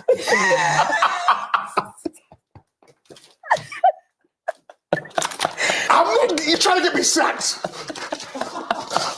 I need you to know that's objectively hilarious. Even more hilarious is that they keep showing Micah Richards on the side, and he is losing his mind, trying not to talk. He is falling out of his chair laughing. Well, Stade Brestois saw that clip, and they wanted to thank Thierry Henry and Micah Richards for paying attention to French football. And they sent him, Thierry Henry got his start with this club. He played for this club. They sent he and Micah a little gift. You have single-handedly put breast on the map. Oh, really? They've also wanted to show CBS and you that they're a big fan of yours. So they've actually sent us a little note. Oh! Dear friends of CBS, many thanks for your close attention to breast performances since the start of the Champions League. We all enjoy watching your many laughs on the studio. So we've made a special shirt for Micah. We couldn't resist giving a Stade Brestois shirt to our own legend, Thierry Henry, to whom we send our warmest greetings. So... Nothing for me, Kate, no? You didn't get a mention. I believe this is your shirt. And this, my friend Micah. Okay, thank you very much. Breast lover. Yes. I got Henry. So Stade Brestois sent Micah Richards, Brestois. It's French, right? That's the correct spelling. Sent him a shirt. In France, why are they speaking English? Well, they are in England. But in European soccer, they all cover each other's countries because they're all right there, right? Oh, okay. And the Champions League takes the best teams from all the different leagues around different countries in Europe and puts them all into one big league, right? So if you're one of the top 2 teams in the EPL over here or Serie A in Italy or whatever, they bring all the best teams from those leagues independently, and they put the best teams into one Champions League to see who is the best club team across all the leagues in Europe. And Stade Brestois made it into the Champions League this year. And obviously we're all celebrating this underdog team making it into this league. And of course, we're all breast lovers. And so they made Micah Richards a shirt. And instead of Richards on the back, they put breast lover. And I assume he's going to wear that every day for the rest of his life, because who amongst us doesn't love Stade Brestois? We're all Stade Brestois guys. So I thought Michael Richards was a booty guy. I mean, I thought he was a butt guy. Clearly, he's a breast guy. Well, Stade Brestois, you know, big fans. On Seinfeld, he was a butt guy. I'm not gonna say the exact. I mean, I'm just saying. So obviously he's changed his tune. Cause I'm an ass man. That's a wrestling reference. I'm allowed to make it. A high culture wrestling reference, by the way. I don't know about that, but it's why? I wrestled with him. He's my tag team partner. I literally tag team with Badass Billy Gunn for one night only. I was an ass man. I brought that on. That's my fault. What do you mean it was your fault? I was introduced to a crowd full of adoring fans. So when you hear Michael Richards, you don't automatically think Kramer. Micah Richards. Okay, you made it sound like it was Michael. My bad. Micah Richards. I misheard. It still sounds like he said Michael. It does. I get it. Micah Richards is a former European soccer player who is now a studio announcer. And like all of us. Does he have like a middle name? Maybe it'd be better. I mean, just still the middle name. No, we'll just call him the breast man from now on. Okay. All right. Micah Richards like everybody else. Big fan of Champions League footy. Got a favorite team he wants to see move on. And, of course, we all want to see moving Brest. Big fan of Stade Brestois. Also big fan of the Sports Flash. I hope it went the way you thought it would. Nailed it. Okay. The Clemson Tiger basketball team have run off 4 consecutive wins with an 86-72 win over Syracuse last night. Chase Hunter had 23 points and added 3 steals, and Victor Locken recorded a double-double with 16 points and 10 boards. Clemson recorded more rebounds, assists, and steals than the Orange in their 16th win of the year. Another head coaching position is filled after helping the Detroit Lions to a 15-2 record. Former Lions defensive coordinator Aaron Glenn has signed on to take over the New York Jets. Terms were not announced, but ESPN's Adam Schefter reports the deal is for 5 years. Glenn was drafted by the Jets in the first round in 1994, so he's going home, so to speak. Tune in this Saturday at 4 p.m. as the Furman Paladins take on the Mercer Bears. It's Furman versus Mercer right here on your home for Furman Paladins basketball. The Fan, Upstate.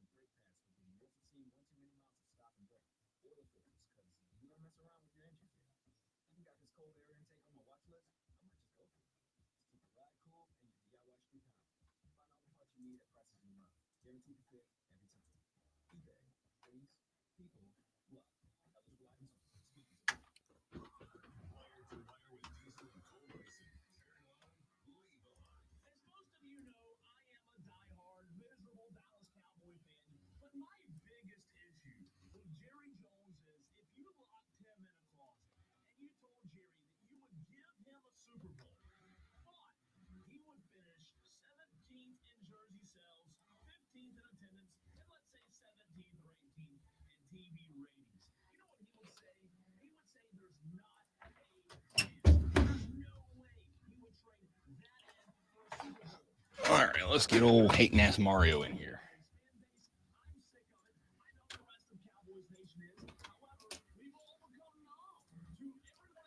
Nom. Nom. Nom, nom, nom, nom.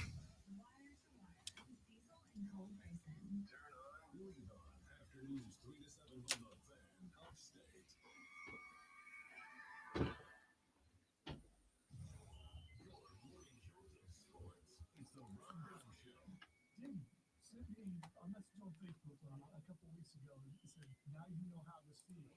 Troy went off and made a butt out of himself, which is exactly what he did. We're going to point this out. We're going to keep pointing this out. We're going to go back on video. We're going to point this out because they want Buffalo. It's obvious and it's out there for everyone to see. They want Buffalo, so they are putting everything they can at Kansas City, so they cannot win. Very disrespectful. They want Buffalo. Good for them. Good for them. I mean, that's fine. But Diddy told me to embrace the hate, and he's right. I could care less about you. Chiefs fans unite. Deal with the hate. We are the villain. We are the heel. If you don't like it, you know what? I don't care.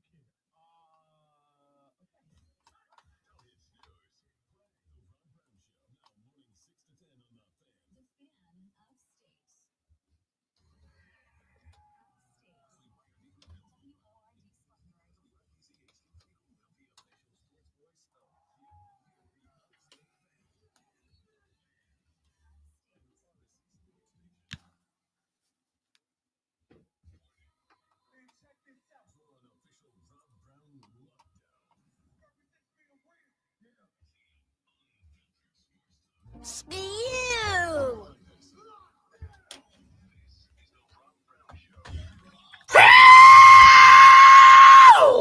Yeah! Yeah!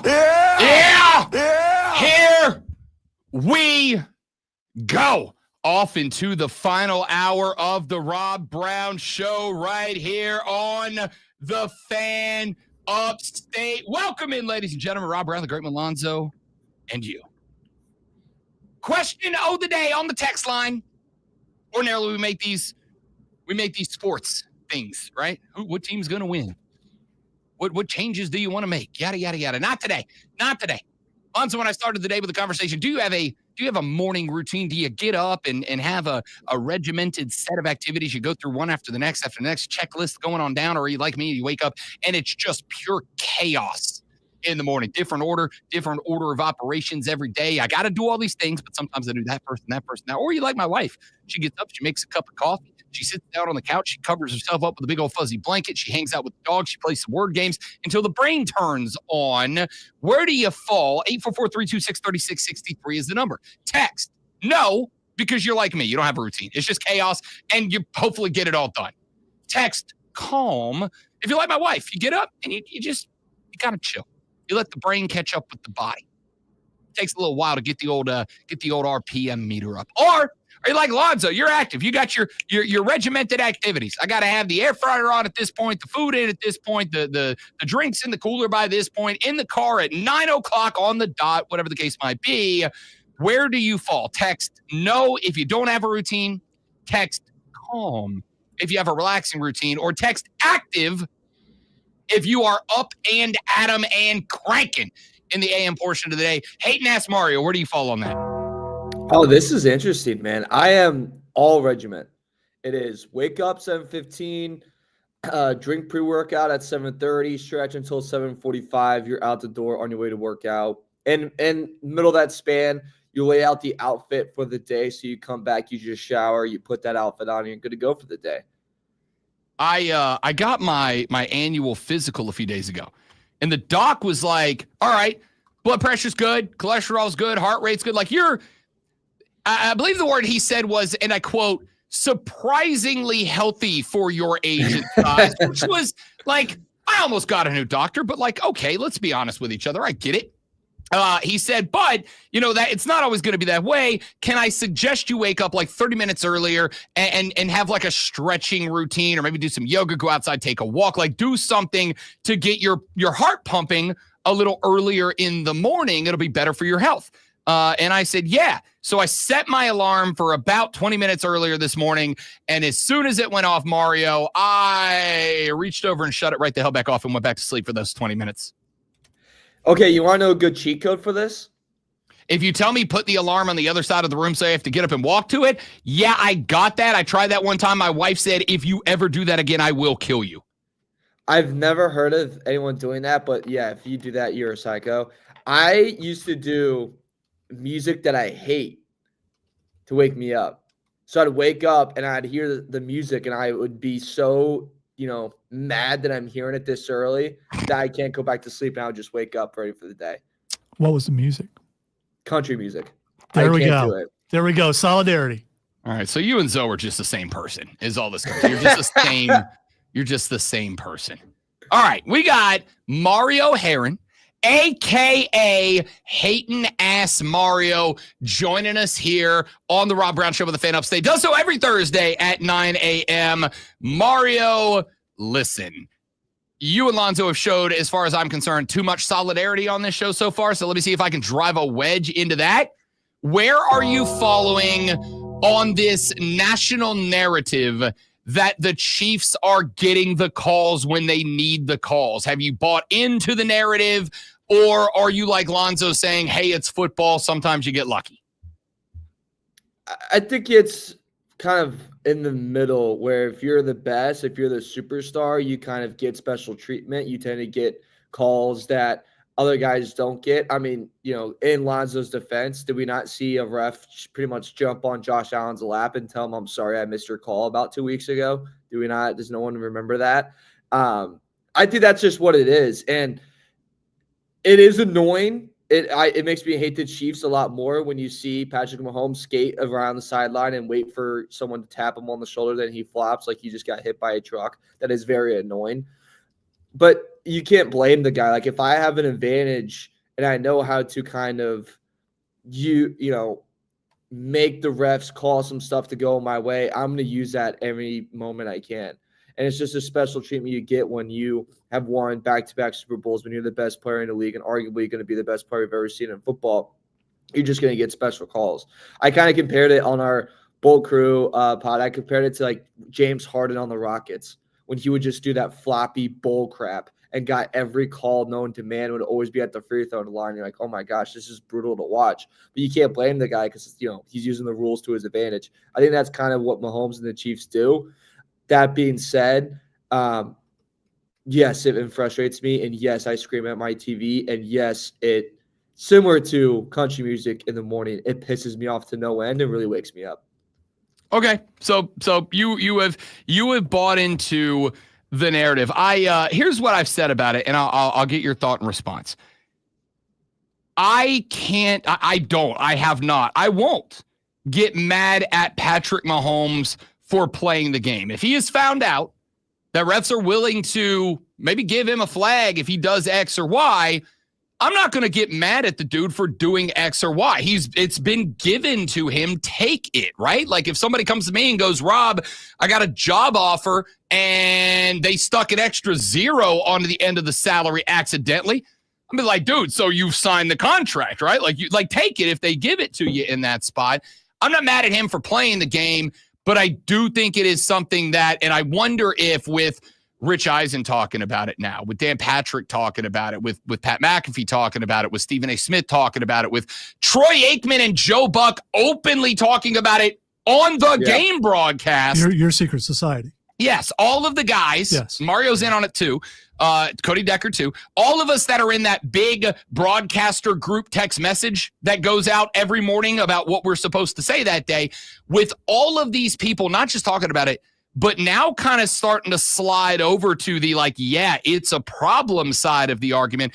I wonder if and where the NFL makes an adjustment, and if it is going to make an adjustment, if it would be this weekend against Josh Allen and the Bills.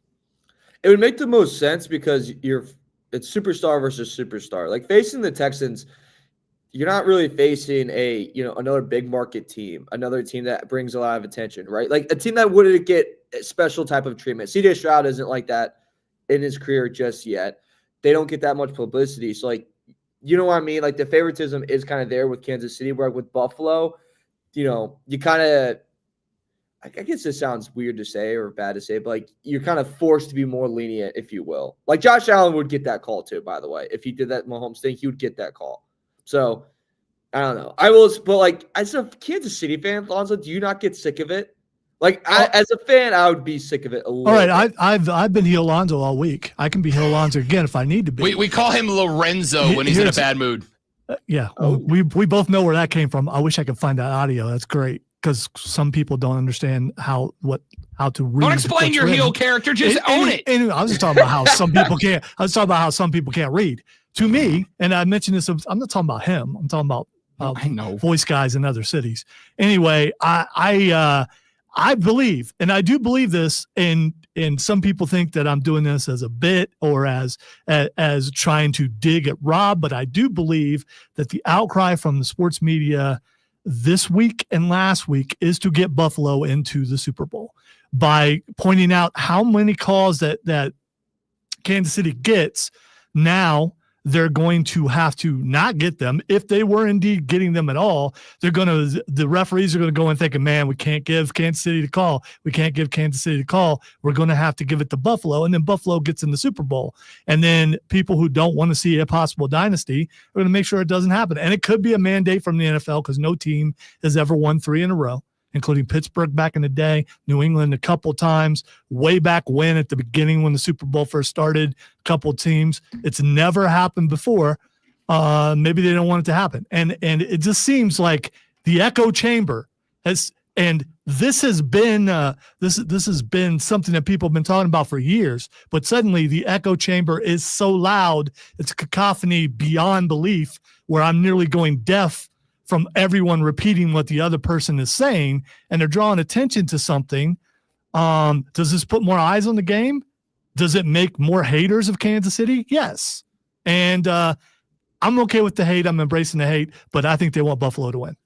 I will say, to your point, though, I'm old enough to remember, and barely, but I am, when Brady would get hit, like when we first started the roughing the passer stuff, as soon as Brady was touched, he got up, like he was staring at the ref, yelling at the ref, and then you would see the flag come up. Like I remember seeing that in Tampa Bay versus Chicago in like 2020 to 2021, and I was like, that's the most bullcrap thing I've ever seen before in my life. Let me. I agree. Start with that. I agree, but I also want to point this out, and obviously it was early Brady. This is before we knew what Tom Brady was going to turn into. Yeah, we get to 2008. Go back and look at Brady's season from, his draft up till 2008. That dude got murdered frequently. Frequently, all right? There are clips all over the place of Birdie, and part of this is because of the conversation we're having now, but there are clips, and I don't remember who it was. I think it was Malcolm Butler. I don't remember who it was, but there was a play in 2008 where Brady got every criteria of what we consider now roughing a passer call. Brady got on one hit, and it roughed him up bad, no call. Yes, the rules changed after that, but I'll tell you when the rules changed, Mario. The rules changed when Brady had that week 1 season-ending knee injury and he was gone for the year, and the NFL's ratings and television all came down. That was, to me, that was the year the NFL went, yo, quarterbacks equal ratings. We got to protect these guys. And it was after that everything changed. I'm not disagreeing Brady got calls. Yeah, he did. I'm also not going to say, oh, well, every quarterback yells at the referees. That's just as part of their job as the captain on the field, the leader on the field.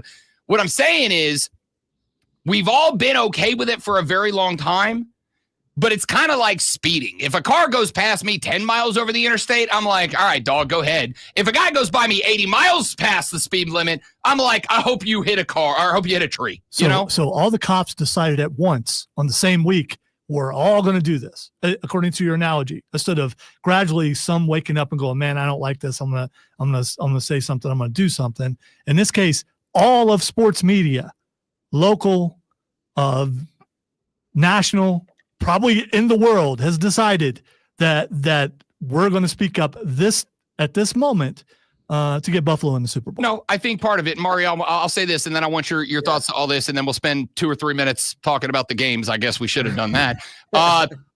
Here's my thought. That Texans game had two moments, I could argue 3 that were to me very egregious. And the conversation. Wait. So you're talking about when the non-call, when Mahomes got tackled around the ankles, according to what you were just talking about the Tom Brady rule, and there was no call. That is egregious. How could that happen? Sure, raise hell. How could it happen? Why are you raising hell? You have a microphone. You know why? Because they're human beings, as Mike Pereira said. They can't go in thinking we're going to do this. Then robo-refs. We have the Anderson call, we have the out-of-bounds call, and then we have the other roughing call. Mario, I think the reason this became the narrative was because there was such an outcry, and I don't mean to say the world should be based on this. In fact, quite the opposite it should, but there was such a movement in-game on social media that I think it got to the point where even if they're doing it just for attention, because that's the story right now, the reality is I've seen it over the years building up to this point, but I think the pressure just kind of popped in that game against Houston.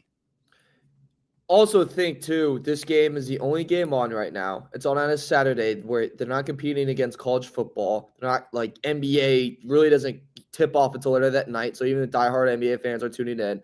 College basketball, it's not really, big hitting right now. It doesn't really big hit until middle to late February, March. You are the center of attention. You know what I mean? Like everyone's looking at you. So I think that's also what makes this outcry kind of bigger, right? Is that it was the only game on. There was only 4 games that weekend. So every game is getting all the eyeballs, the ultimate breakdowns, if you will. You can't kind of skate by because there's 9, 10 other games going on. No, like you are the focus for this week, for this, 4 hours that you're on. That part I don't think helped either. And like this has been a discussion. Like this isn't just like it's not new. Like it's nothing new, right? It's just it's been in talks and it just kind of widespread because of the moment. This has been on more than Aaron Rodgers hate and Dallas Cowboys love. It has replaced the Dallas Cowboys, which I didn't think anything could do, especially on TV. It has replaced the Dallas Cowboys. We're not hearing about the Dallas Cowboys. All we're hearing about is how much the refs love Kansas City. I don't disagree with you. But unlike Aaron Rodgers, this conversation has been 3 years running now. You may not have been exposed to it, but I'm telling you as somebody who has been. Yeah, it has been on social media. But all the loudmouths, all your secret society didn't decide all at once without some sort of memo or mandate or some. You may have beepers still, and you got beeped and said, okay, it's time. We're on a group text, all of us. I think it just got to the point. I think there's a point where if you're in a broadcast spot, Mario, especially if you're one of the national networks, having access to the National Football League is arguably the most important thing that you can have. And if you go out and like heat seeker the NFL to the point they go, okay, you're not allowed to cover us anymore, that's a huge thing. That's a big time problem. So you kind of have to not go. It's like coaches after games not being able to say bleep the refs because they don't want to catch that $250K fine. It's kind of like that. But I think I think there was such a wave after this Texans game that everybody kind of looked at it and went, we have to talk about it. It's not an option anymore. All right. So Mario didn't come here to just hear us fight. I don't disagree. That's why don't you want you to talk to him about other football? All right. What's your thought on that? And then we'll do a minute or two on both of the 2 games this weekend. Yeah, of course. I like again. I just go back to the moment thing. I just think that's exactly where it is. And I'll say this again. It's nothing new. You've seen it in every sport.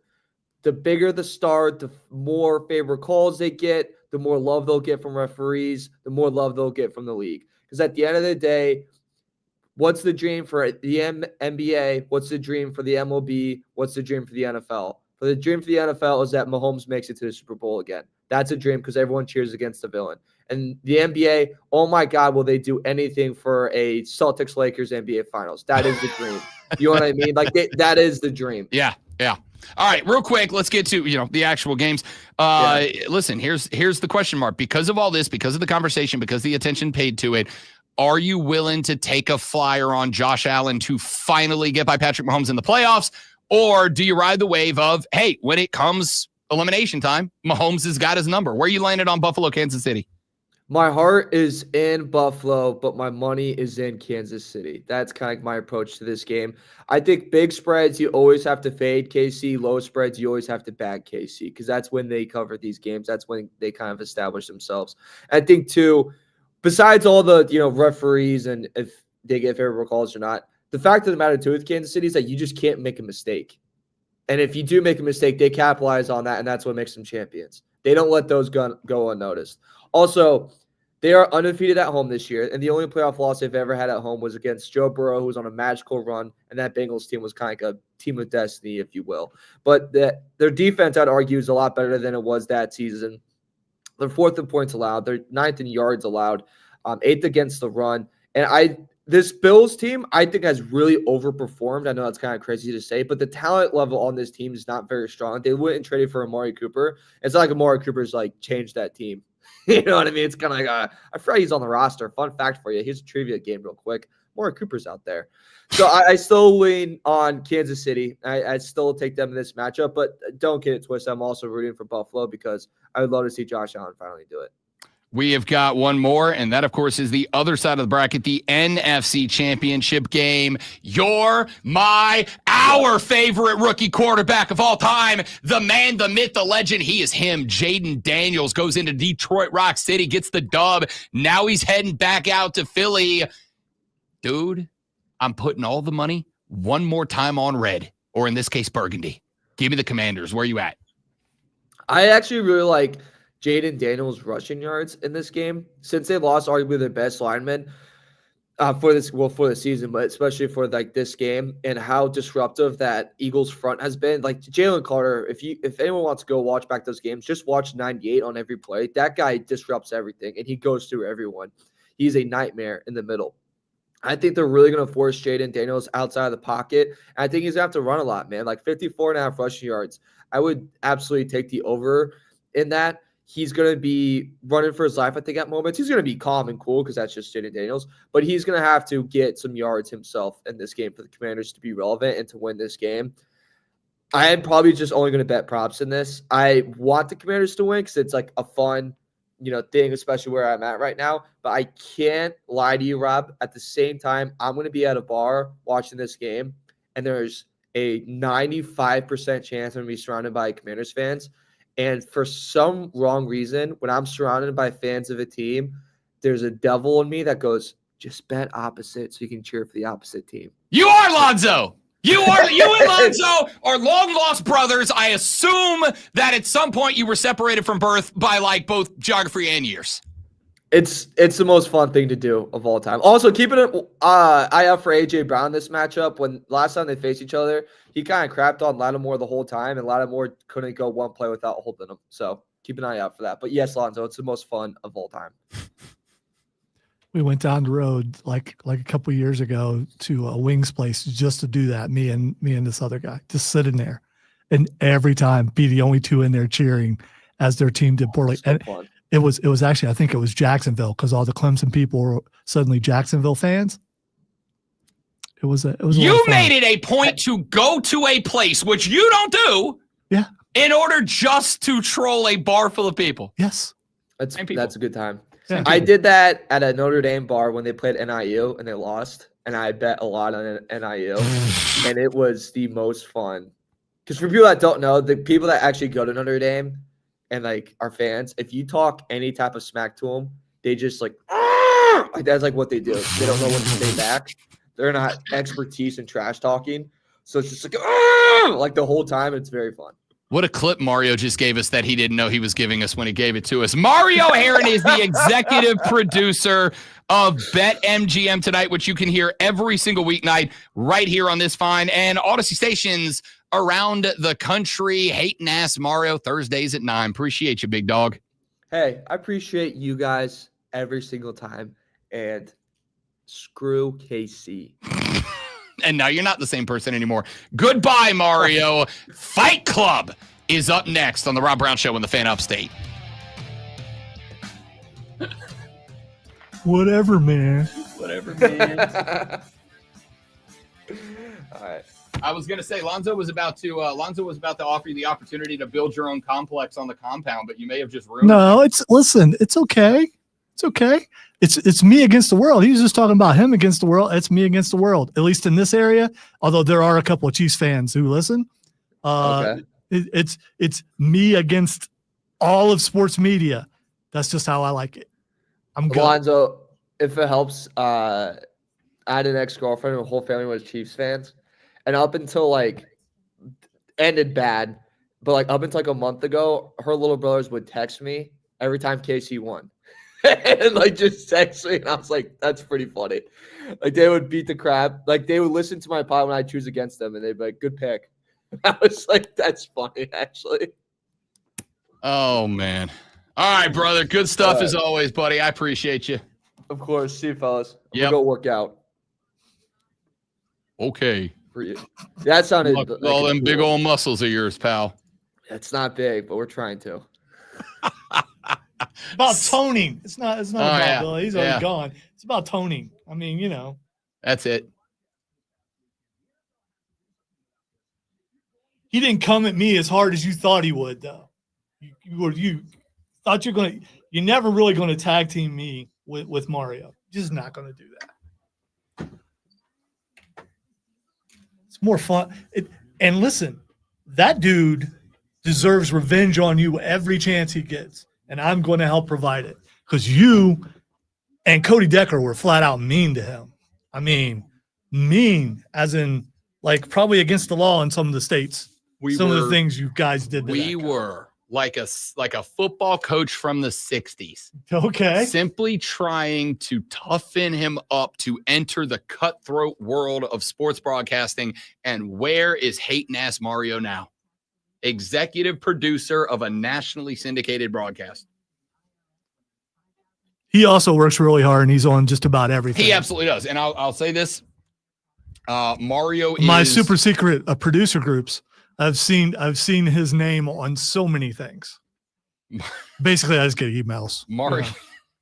Mario is sincerely one of the nicest, kindest people I've ever worked with. He is also one of the hardest working people I've ever worked with. When they came to Deck and I and said, we need a new producer for this show, would you endorse Mario? Both of us said, no, because we don't want to lose him. But if you were going to move him anyway, absolutely take that kid. He will make that show better, and I think he has. I love Mario like a brother. He is good people. However, because I love him like a brother, I treat him like a brother. I think, as far as I know, I've only worked with one person who absolutely hated me, and hopefully still does. Colonel Grudge in the house. May he slip on the ice, not hurt himself, but just slide for about 20 feet. Just enough to scare him. And no, just to be humiliated. I want an audience. And then may he try to stand back up and then slide another 20 feet. Okay, the second one seemed unnecessary, but I appreciate it. Which would be the bigger laugh? It would be the second one. Oh, for sure. Yeah. When you eat it, if you eat it again, getting up, the second one is the one that sticks with you forever. Want to ask me how I know? Especially if there's an audience. I mean, the audience part makes it. I mean, you get mad at yourself when you do that, when you trip over the curb or something. But when there's multiple people there watching you do it. 8th grade Meg's middle school trip coming down the basketball court, got up, then stepped on a pile of sweat or something on the court, ate it again within about 3 seconds of each other, to the point that my entire middle school basketball team gave me a nickname for the remainder of the season. That nickname just became my name for the entire middle school, and it stuck for about a year before people finally forgot about it and stopped calling me that. So the second time is the one that gets you nicknamed forever. You notice he didn't say the nickname. Correct. Correct.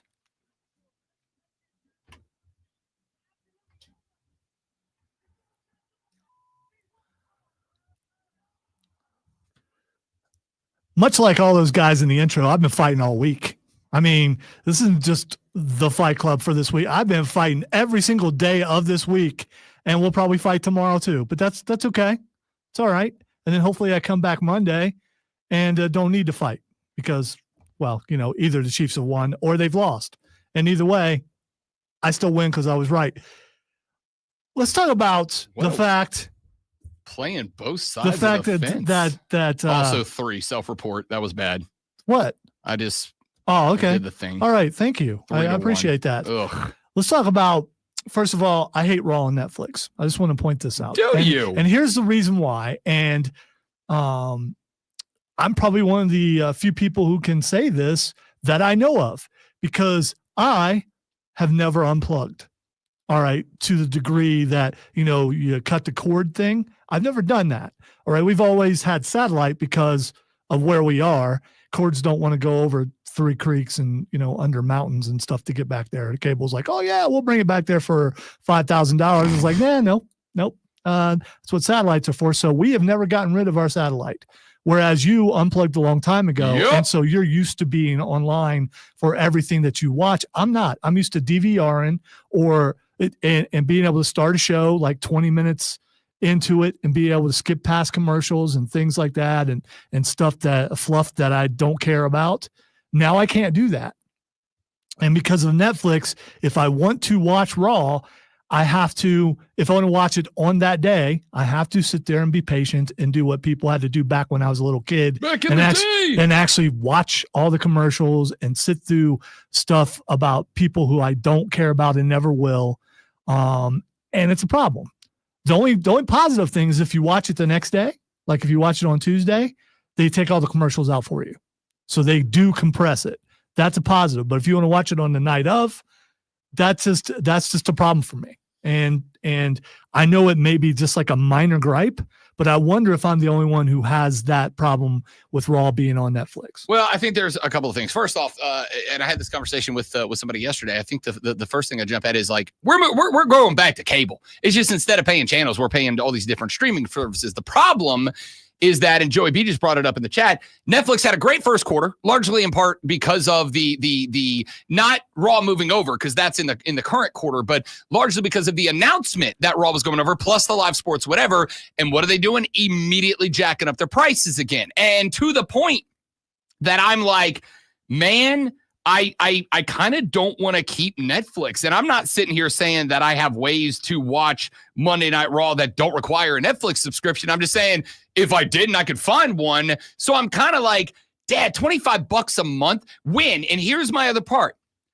Netflix doesn't have the library it used to have. Netflix used to be the streaming service. Now it's not even, frankly, it's not even really a good one. Like they keep churning out outside of the live sports and Raw. They keep churning out like original content. I've watched a handful of the Netflix originals. They suck. They're all bad. They're just something to put up there. Do I want to pay $25 a month, which roughly equates, though, to me having to pay like $7 per episode of Raw to keep this service? I don't know, man. Like it's a little frustrating that I really don't have a choice if I want to stay a WWE fan. I'm almost locked into that. I was excited about it. Honestly, I think Raw and Netflix, as far as production value, is pretty good, to be honest with you. And if I understand correctly, and I could be wrong, I'll find out next week, aren't the PLEs still on Peacock? I believe they are. They're not national. I mean, they're not in the world, only in the United States. I think they're still on Peacock. And so that would have been the only reason why I would watch. I mean, when the WWE Network came out, I got that. I was subscribing to that. It was cool watching old matches, all the stuff that they had, like the ride-along things and a dinner for three and all that kind of stuff. I thought those were really cool. But then after a while, they stopped doing those. They stopped doing the cool things that I really liked. And you can only go back and watch old matches so many times. And then it kind of got a little stale as far as that goes. Yeah, I mean, like I when the network dropped, I did the same thing. I went and watched and primarily like stuff from my childhood. I was like, I remember when Undertaker debuted, and whatever. And the fact that they had stuff from my childhood and your childhood, that's how vast the library is. Absolutely. And it was great. And it would be times where like, okay, WrestleMania's next weekend. I'll watch a couple, like I'm gonna go back and watch WrestleMania 3 or whatever. Royal Rumble's this weekend. I've told you this already. The Royal Rumble is my favorite event of the year every year. I would go back and just watch old Rumbles all the time. They're great. But I am effectively at this point being asked to pay $25 a month for Monday Night Raw. Like that's what I'm getting asked to do. Or if you're going to watch it live, because I think if you do the lower, there is a lower price, but that's still will stick commercials into everything. Yeah. So it's like, do I pay the extra $10 now? I don't know. I don't really know how I feel about that. Not because I'm like anti-Netflix, but just because, especially with the fact that all of the sports organizations are now starting to put content all over the place. NASCAR's got to deal with Amazon Prime now. You want to watch all the NASCAR races? Got to have Prime. They've got like 3 or 4 races over there. I have got, just to be able to watch sports, forget all the other entertainment, I have like $170 worth of streaming price every single month. It used to just all be on cable. Like, I don't know how I'm kind of, even I, big fan of upgraded tech, am kind of at a point where I'm like, I don't know, man. Like, am I going to start giving up sports or having to find alternate ways of watching that maybe aren't? I am curious how they're going to be able to track viewership over a year, and if it's gone up or down since they went to Netflix. Well, here's what I'll tell you. Joey B and I are in a text thread together with another buddy of ours who is in the Triumph fan supporter club that we're in, who texted us back a week or two ago, and he's like, yo, I was scrolling around Netflix. I saw that Raw's on there. I watched it, and I think I'm back into wrestling now. And I was like, dope, my house, Saturday, February 1st, Royal Rumble, you're coming. He's like, oh, yeah, no. I'll watch everything. Now, you know what he did last week? He works in Atlanta. You know what he did last week? He texted Joey B and I. He went to a random local indie show that had like 30 people at it. And he's like, this is awesome. We're like, yeah, we know. That's why we're fans, right? Netflix has, at least in my life, 1/3 of my little brother is kind of like starting to dabble back into it because it's on Netflix and he has that and it's scheduled. He can watch it, whatever. I think it's going to get a pop for the ratings. The question mark is, once they get over this initial push of like, let's really gussy it up for Netflix, and it kind of starts to become routine again, will people be willing to stick around paying $25 a month for that? All right, let's talk about a show that is not on Netflix and made its return, I think it was last month, and that's Saturday night's main event, happening again this weekend, Saturday night on NBC. Pretty excited about it. They keep doing PLE type matches on these Saturday nights main events, which is a smart move. That's what they had to do back in the day when it first started happening to get the interest on the wrestling. This will be for Nerf Wall. Oh, yes. Oh. I wanted last week to be for Nerf Wall. I know. I saw your text and I saw it like an hour before the card started. And I'm like, if I do this, I'm going to be shooting in the dark. And I should have done it. Exactly. We all would have. That was the goal? That would have been the most. Was it the TNA card? Yeah. And the most I knew about it was Joe Henry versus Nick Nemeth. And that would have been the only one that I was pretty sure about. Yeah, for sure. But so we would have been the closest I probably got to getting you on the wall. All right, the first matchup is something that I would love to see at WrestleMania: Braun Strowman versus Jacob Fatu. I said Jason Fatu. I know I did. Big, meaty men slapping meat. Here's the question. Are we killing off the bloodline storyline for a minute? Are we killing off the solo aspect? He like walked out of the ring the other day. I don't know. Fatu, Jacob Fatu did a promo. They know he's the star. Yeah. And they're going to push him. And that is exactly the reason why I'm taking Jacob Fatu. Yeah, me too. That dude is a badass, bro. He is the most entertaining member of the new bloodline. He definitely is. Let's see. All right, this may not. There's only 4 matches. I don't know. I'll just if you lose, then it counts. If anybody else loses, it doesn't. You know what? Screw it. The Bill Goldberg of picking wrestling cards ain't afraid. Let's go. All right, WWE International Championship match: Braun Breaker versus Sheamus. Again, that's a pay-per-view type match. I agree. And I know Sheamus is getting older, but he still puts out banger after banger after banger. That's what he does. After banger. By the way, I just saw a video pop up on my X feed of him working out with Maxine Dupree. And he's in pain. And some of the stuff she's doing flexibly should not be possible. All right. So yes, I'm going to what? Oh, no, what? Yeah, no, you should. Because to get because your doctor said you need to start working out. I should stretch more and I should learn how to stretch. By the way, that's what she's doing. From Maxine Dupree. Yes, that's how you should learn how to stretch. Mm-hmm. All right. So No, babe, seriously. No. It's not weird. I'm learning how to stretch. She's not scantily clad, so you could actually, I think she was wearing sweats if I recall. I'm going with Braun Breaker. I want to go the opposite way just so we have some competition here, but I can't on this one. I do think Sheamus is going to get one more run, but when they took the belt off of Braun temporarily last time, even if it was because he was a bit dinged up, I think they felt like he lost a push that they were building on him. I think they go back to it. I'll take Braun Breaker. By the way, the real reason why I said forget about Nerf Wall is because we're going to pick the same. Yeah, I have no doubt. We are. All right, the 2 more matches really quick. WWE Women's World Championship match, Rhea Ripley versus Nia Jax. All these people mad because they've got Nia against Ripley again, but this is just to settle in until Jordynne Grace gets there so Jordynne Grace and Rhea Ripley can have a long feud. That's what this is all about. I don't think that's what it's for. I don't think that's who it's for. I think you're right. I think you're right in the setup. I think you're right in the reasoning, but I don't think that's what or who it's for. We can talk about that later. But mommy is always on top. So she's never lost. Mommy is always on top. Yeah, that's what I thought. So and I'm picking Rhea Ripley to win also. And finally, World Heavyweight Championship match between friend of the show, Gunther. That's my dog. And Mr. Yeet Jey Uso. Is it He introduced himself to me as Walter. I know. That's just, you talk about that that fascinated you so much. It did. Because as soon as he left, that's the first thing you said to me. He is. Of every WWE guy we've had in here, the only one who's done that. The only one who has introduced himself by his real name. Wait, you're saying Damian Priest, that's not his real name? I'm not saying that. Okay. I'm just saying no one else has ever introduced me. You're just talking about in studio. Yes. We've only had Correct. a couple in studio, even though we've interviewed just about, just every other person, sometimes two people wrestling. Yeah. We've interviewed them. Yeah, it's great. He's the only one that's introduced by his real name.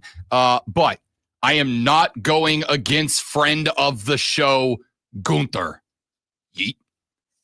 All right. I knew I should just throw that away. Because I'm also going with friend of the show, Gunther. The real question is... That's the only problem I have with these real quick. I'll say this and then we'll get your question. I like Saturday Night Med events. I'm here for it. I'm going to circle back around and watch it. It's going to be great. I'm all in. The problem is, because of what it is and where it is in the calendar, these are the most... You know what's happening. It's just a matter of do you want to tune in and watch some fun wrestling? Well, you know how it's going. And is it setting up anything for Royal Rumble? Maybe you set belts. up some feuds for inside the Rumble. Maybe you do that. Possibly. I don't know what else you can do. Nobody's dropping a belt on this show. And is Jay ever going to win a major championship? And I think that's probably a storyline they work on with Jey Uso. And you can utilize this for that, but it's kind of one of those spots where it's do you feel compelled to watch this live? Because it's not going to be something's going to happen that you're not going to. I can't, but if I could, I probably would watch it live. If I had nothing else to do, I might. But it's. Although I may have it on while I'm doing a show Saturday, because I can do that. Such a predictable card. You know what else is but predictable? For people who haven't been watching wrestling in a while, it's going to be pretty entertaining. That's fair. I did tell our new wrestling buddy it is required wrestling watching. Back after this to wrap it up. The Rob Brown Show, the Fan Upstate. Temu Bloodline. Temu Bloodline, but Fatu is that one product you order from Temu and it actually is what it's supposed to be. My wife really likes Temu. I think females really like Oh, for Temu. sure. Yeah, and my wife has utilized Temu a bunch. I don't have the whatever it takes to use Temu. Yeah, I'm just some things she likes. I'm like, listen, that's not something you order from someplace like that. We need to go to a furniture store or something and sit down, because that thing may be for really, really short people. I don't know.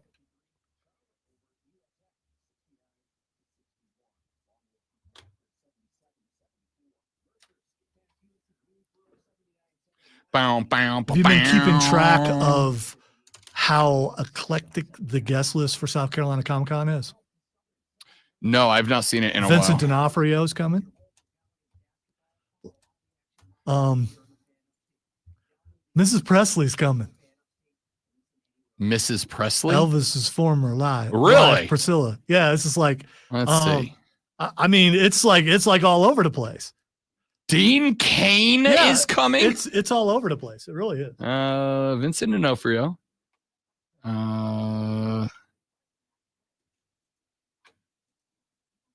Phil Dunster from Ted Lasso. Jamie Tart. I need to get with Rob and see if we can get him on the show. That's a sports adjacent interview I very much want to do. Jonathan Frakes is coming. Number one, man. The Hardy Boys are coming. Sorry, Jeff and friend of the show, Matt Hardy, are coming. The voice of Mario will be here. Well, I know who I'm asking to record my voicemail. He's been there before. Mama from Mama's Family. Yeah, I just saw that. Yeah. What Vicki Lawrence is coming. You see what I'm saying? Last year, the theme was more voice actors. This year, it's just wow. And I know they're not done yet. I haven't had a chance to talk to him lately because he's been really busy. Actually, I've just been going home and writhing in pain and not going anywhere. But I will. It's that time of season to get ready, because he usually keeps a couple in the back pocket for sure. Waits. Yeah. I wouldn't mind that last minute push. I wouldn't mind on the Upstate Pulse interviewing Vicki Lawrence. And I know It's for the older audience. Oh, for sure. But it would be a banger on that station. But her on Carol Burnett was hilarious. And the fact that she sang That's the Night the Lights Went Out in Georgia. She was the original artist for that, and had a hit with that before she even did any of the other stuff. Yeah, she's been. I'd heard the OG version. I did not know it was her. Yeah, interesting. However, D'Onofrio would be. I am going to. This is not a joke. Instead of paying for an autograph, I am going to pay Charles Martinet to record my voicemail as Luigi.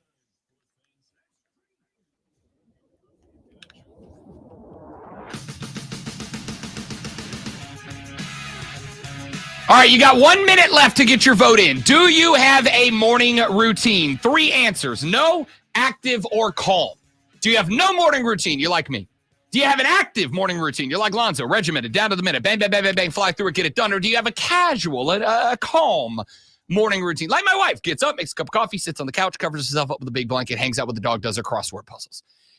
Text no, active, or calm to 844-326-3663. You have about 25 seconds to get your answer in. Hustle! Come on! Whistle! 844-326-3663. Text no, active, or calm. And then we'll take a look at the results of the poll when it closes here in about 4 more seconds. Wait for it, and done. Lonzo, take a stab at it. Which is going to be our winner? No routine, active routine, or a cool, calm, chill, relaxed routine in the AM? I'm going to go with no, Rob. We have a two-way tie. We have a two-way tie. Well, and I mean, one I guess. Distant third place. Distant third place. I'm the distant third, probably. We have a three-way tie, or excuse me, a two-way tie with 32 votes. Get up and go. With 32 votes, excuse me, read it backwards. With 32 votes, no morning routine. None at all. 32 people said no morning routine. I get up and I just do what I need to do in whatever order it comes to me. And we had 32 votes come in for active morning routine. 32 said I get up and I just hit the steps however they come. 32 people said I get up and I have an active regimented routine. Do this, do that, do this, do that, do this, do that, do this, do that, do this, and then move on. 8 people said I have a relaxing morning routine. I have a relaxing, I know what I'm going to do. I'm going to get up. I'm going to have my coffee. I'm going to read the papers. I'm going to check the box scores of the games last night. I'm going to pet the dog. I'm just going to stay chill until the old brain engages. 32 people said they have a busy, active morning routine. 32 people said they have no routine at all. And 8 of you said that you are calm, relaxing in the AM. All right, we have a problem. We don't have a problem. We do have a problem. We don't have a problem at all. No, we have a cane problem. No. We do. Because I'm starting to believe that some of these canes are all faux canes. That they're not really faux as in, not real. Not that food that some people eat. That's pho, by the way. I've heard it pronounced pho. To set this up, for those of you that do not watch our live stream in the mornings, first off, what's wrong with you? You should. We do it for that exact reason. TheFanUpstate.com on Facebook, Facebook.com/TheFanUpstate, The Fan Upstate on YouTube, or The Rob Brown Show on Facebook, YouTube, or Twitch. We stream all 4 hours of the show, all 5 days of the week, unless we're not here. And we have we got a pretty good cast of P1 listeners who show up on the daily. We have James and Joey B. We have Madcraft in there today. We have Steven in there. We have Zach. We have Spike Callahan, who was DBA, but now he's LRF VIE GM. So I don't know. He got promoted I guess we have all sorts. Should you have said those letters? I don't know what they mean. I don't know. I don't either. Okay. Too late now. All right. We have Jacob. We have Luke. That we got a good list of people who show up pretty much each and every single day, including you've all heard him. You all know him. You all love him. The Upstate's favorite Detroit Lions fan, Kane, who graciously called the show on Tuesday and gave me the props for absolutely nailing the Commanders-Lions pick. And then since Kane has come on board, a small army of other Canes have started to show up. We've had Blue Cane show up in the chat. We've had Orange Cane show up in the chat.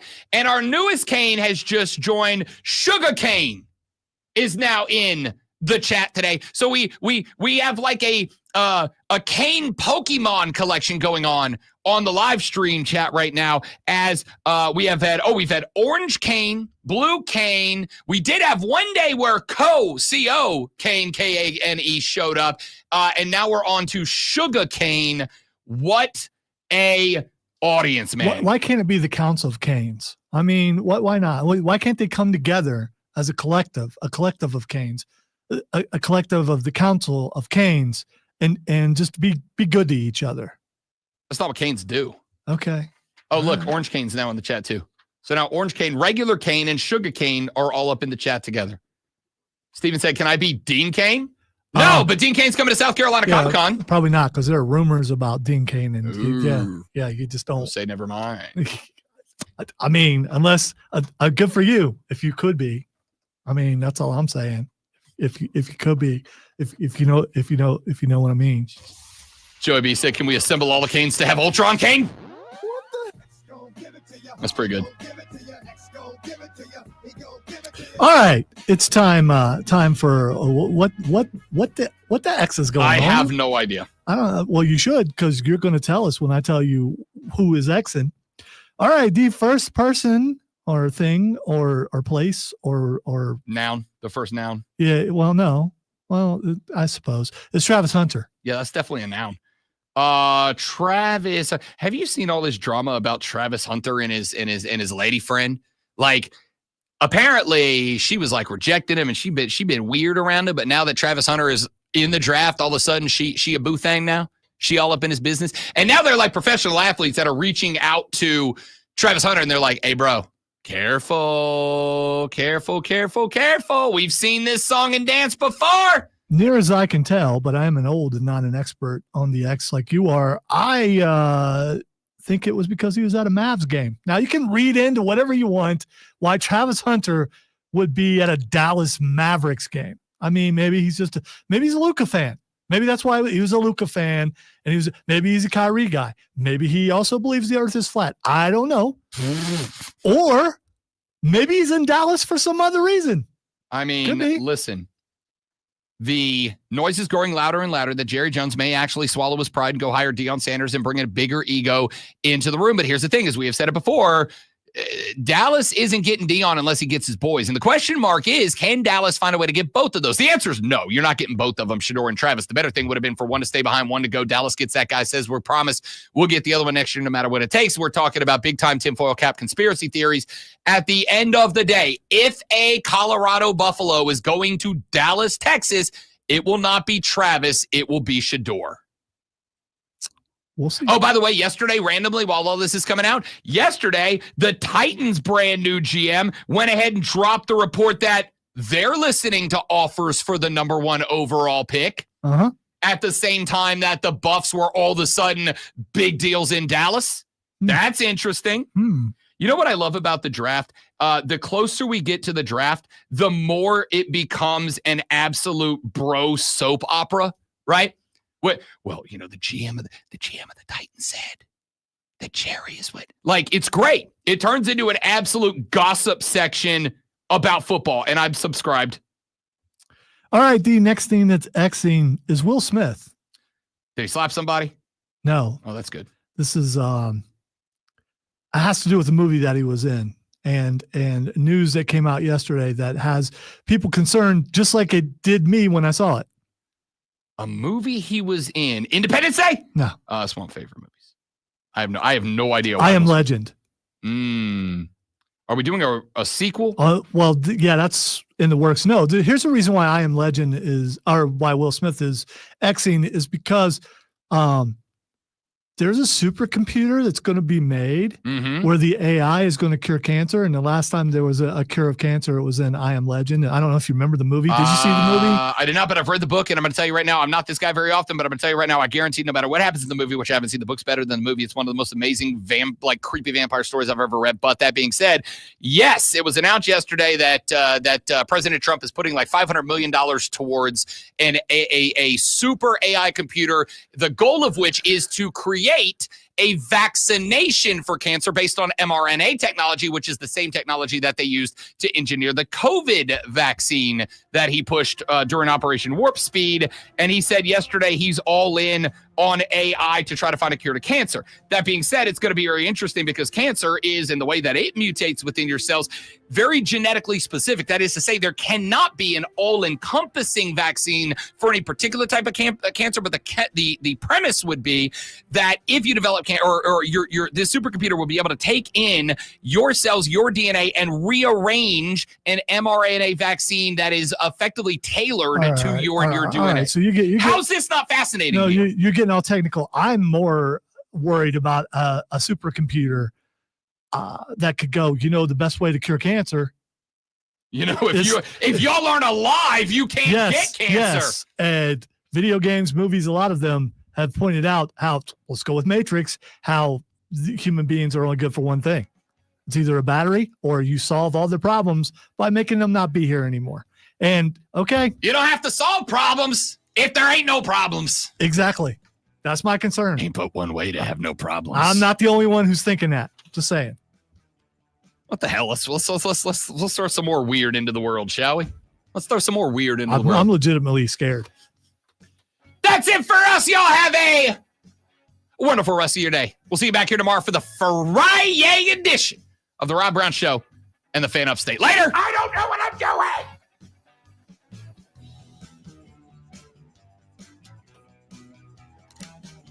See, I knew you guys would go down that avenue, and I get it. I'm more worried about dying, okay? About a supercomputer taking over and we die. I mean, as it decides that human beings are not worth living and you can solve all the problems. I think what you have to do in that spot is make it self-contained so that it has no connection. You upload the information and the data you need to it, but then you create it in a way that it does not have a connection to anything else. Yeah, well, right? Or you give it the opportunity to replicate but not create its own. If you keep it from creating its own programming, it theoretically shouldn't be able to do anything. Theoretically is always a thing. But here's the fun thing. The more science fiction is fun to talk about, it's not as fun when you realize that some things, could be a possibility. I'm just saying. Then all the people who think that I'm joking when I talk about the AI takeover of the world, hey, we're building a super AI computer to do positive things, of course. And no evil person would come along and go, I'm going to use this for nefarious reasons. That never happens. Ever. By the way, if it works and it cures cancer, that is awesome. That is like the best thing ever. But I'm doubtful of that. I believe more that it'll take over and kill everybody on the earth than I do that it would actually cure anything. And that's well, so the interesting thing, I read a bunch about this last night. The interesting thing about the concept is that and again, this is a very elementary level understanding. It would not be so the premise is to create a vaccine for cancer, which would be awesome. Obviously, the problem is that because cancer is something that is a mutation within your genetic code, and no two people in the history of humanity have ever had obviously an identical genetic code. The premise is what this computer would have to do. Except for clones. They're out there. Of which we don't know any yet. The premise of all of this would be, theoretically, that it would figure out all of the major building blocks that would be required for this, and then you would effectively plug in the genetic code of the person in question, and this computer would be able to take the overall mRNA vaccine and then tinker with it and twist it to fit it to your specific genetic code. And by the way, all you people trying to make it political, this ain't even about that. This is really smart people making this. Oh, I definitely have political angles. Yeah, but I mean, sure. if you can put that aside and just look at the scientific part of it. That's all I've done so far. Yeah, and Rob I know Brown, I'm going to the horror part of scientific. for sure. But it's still a possibility that it could go rogue somehow because of a human, or it could be self-aware and decide that we all should die. But It could do that. that has never stopped us from innovating things that have made humanity better off for them, right? Oh, this could be a very positive thing. It could do what it's being made to do. It really could. As a human being, I have two aspects of this out here. Sugarcane said, "Just saying, there be a lot of clones in here." As a dude, I am intrigued, and I have two different sides of it. I have the side of it of the guy who loves science, who is absolutely and without question beyond fascinated by this. Like, I am fascinated by what this could end up looking like. But I absolutely also have a couple of staunch political takes attached to it, which I shall spare all of you from on our sports talk radio stream. Which wins in your brain, your politics or your science? Science, honestly, because I look at this, and here's what I've said. I've said this about everything. If you can present to me anything, science, technology, policy, whatever, and you can make a good, logical, empirical argument for why it is the right thing to do, you can win me over regardless of what political party you are affiliated with. There have been plenty of policies from the political party that I do not affiliate with that I go, that's a good concept, that's good policy, I could get on board with that. Where you lose me is, but for me, I will always take what is the best. I am a secular humanist at my core. I am always going to look for what benefits society above the individual more often than not. That is not to say I am anti-individualism. I'm obviously not. Look at me. I'm saying when it comes to innovation, tech, etc., I like to know what a particular thing is going to be able to do to enhance society. And if we are able to create an AI which is limited in its ability, but is capable of analyzing the genetic code of any given person and spitting out an mRNA vaccine that protects them from cancer, hell yeah, let's go in. I don't care who builds it. Because even if somebody makes major profit off it that I can't stand and dislike as a human, if it stops people from getting cancer, that's a good thing. Just my take. Lonzo's done with y'all. He said, I'm leaving. I'm not leaving. I'm leaving. I'm listening and also cleaning up. I'm leaving. Y'all have a great day. Goodbye.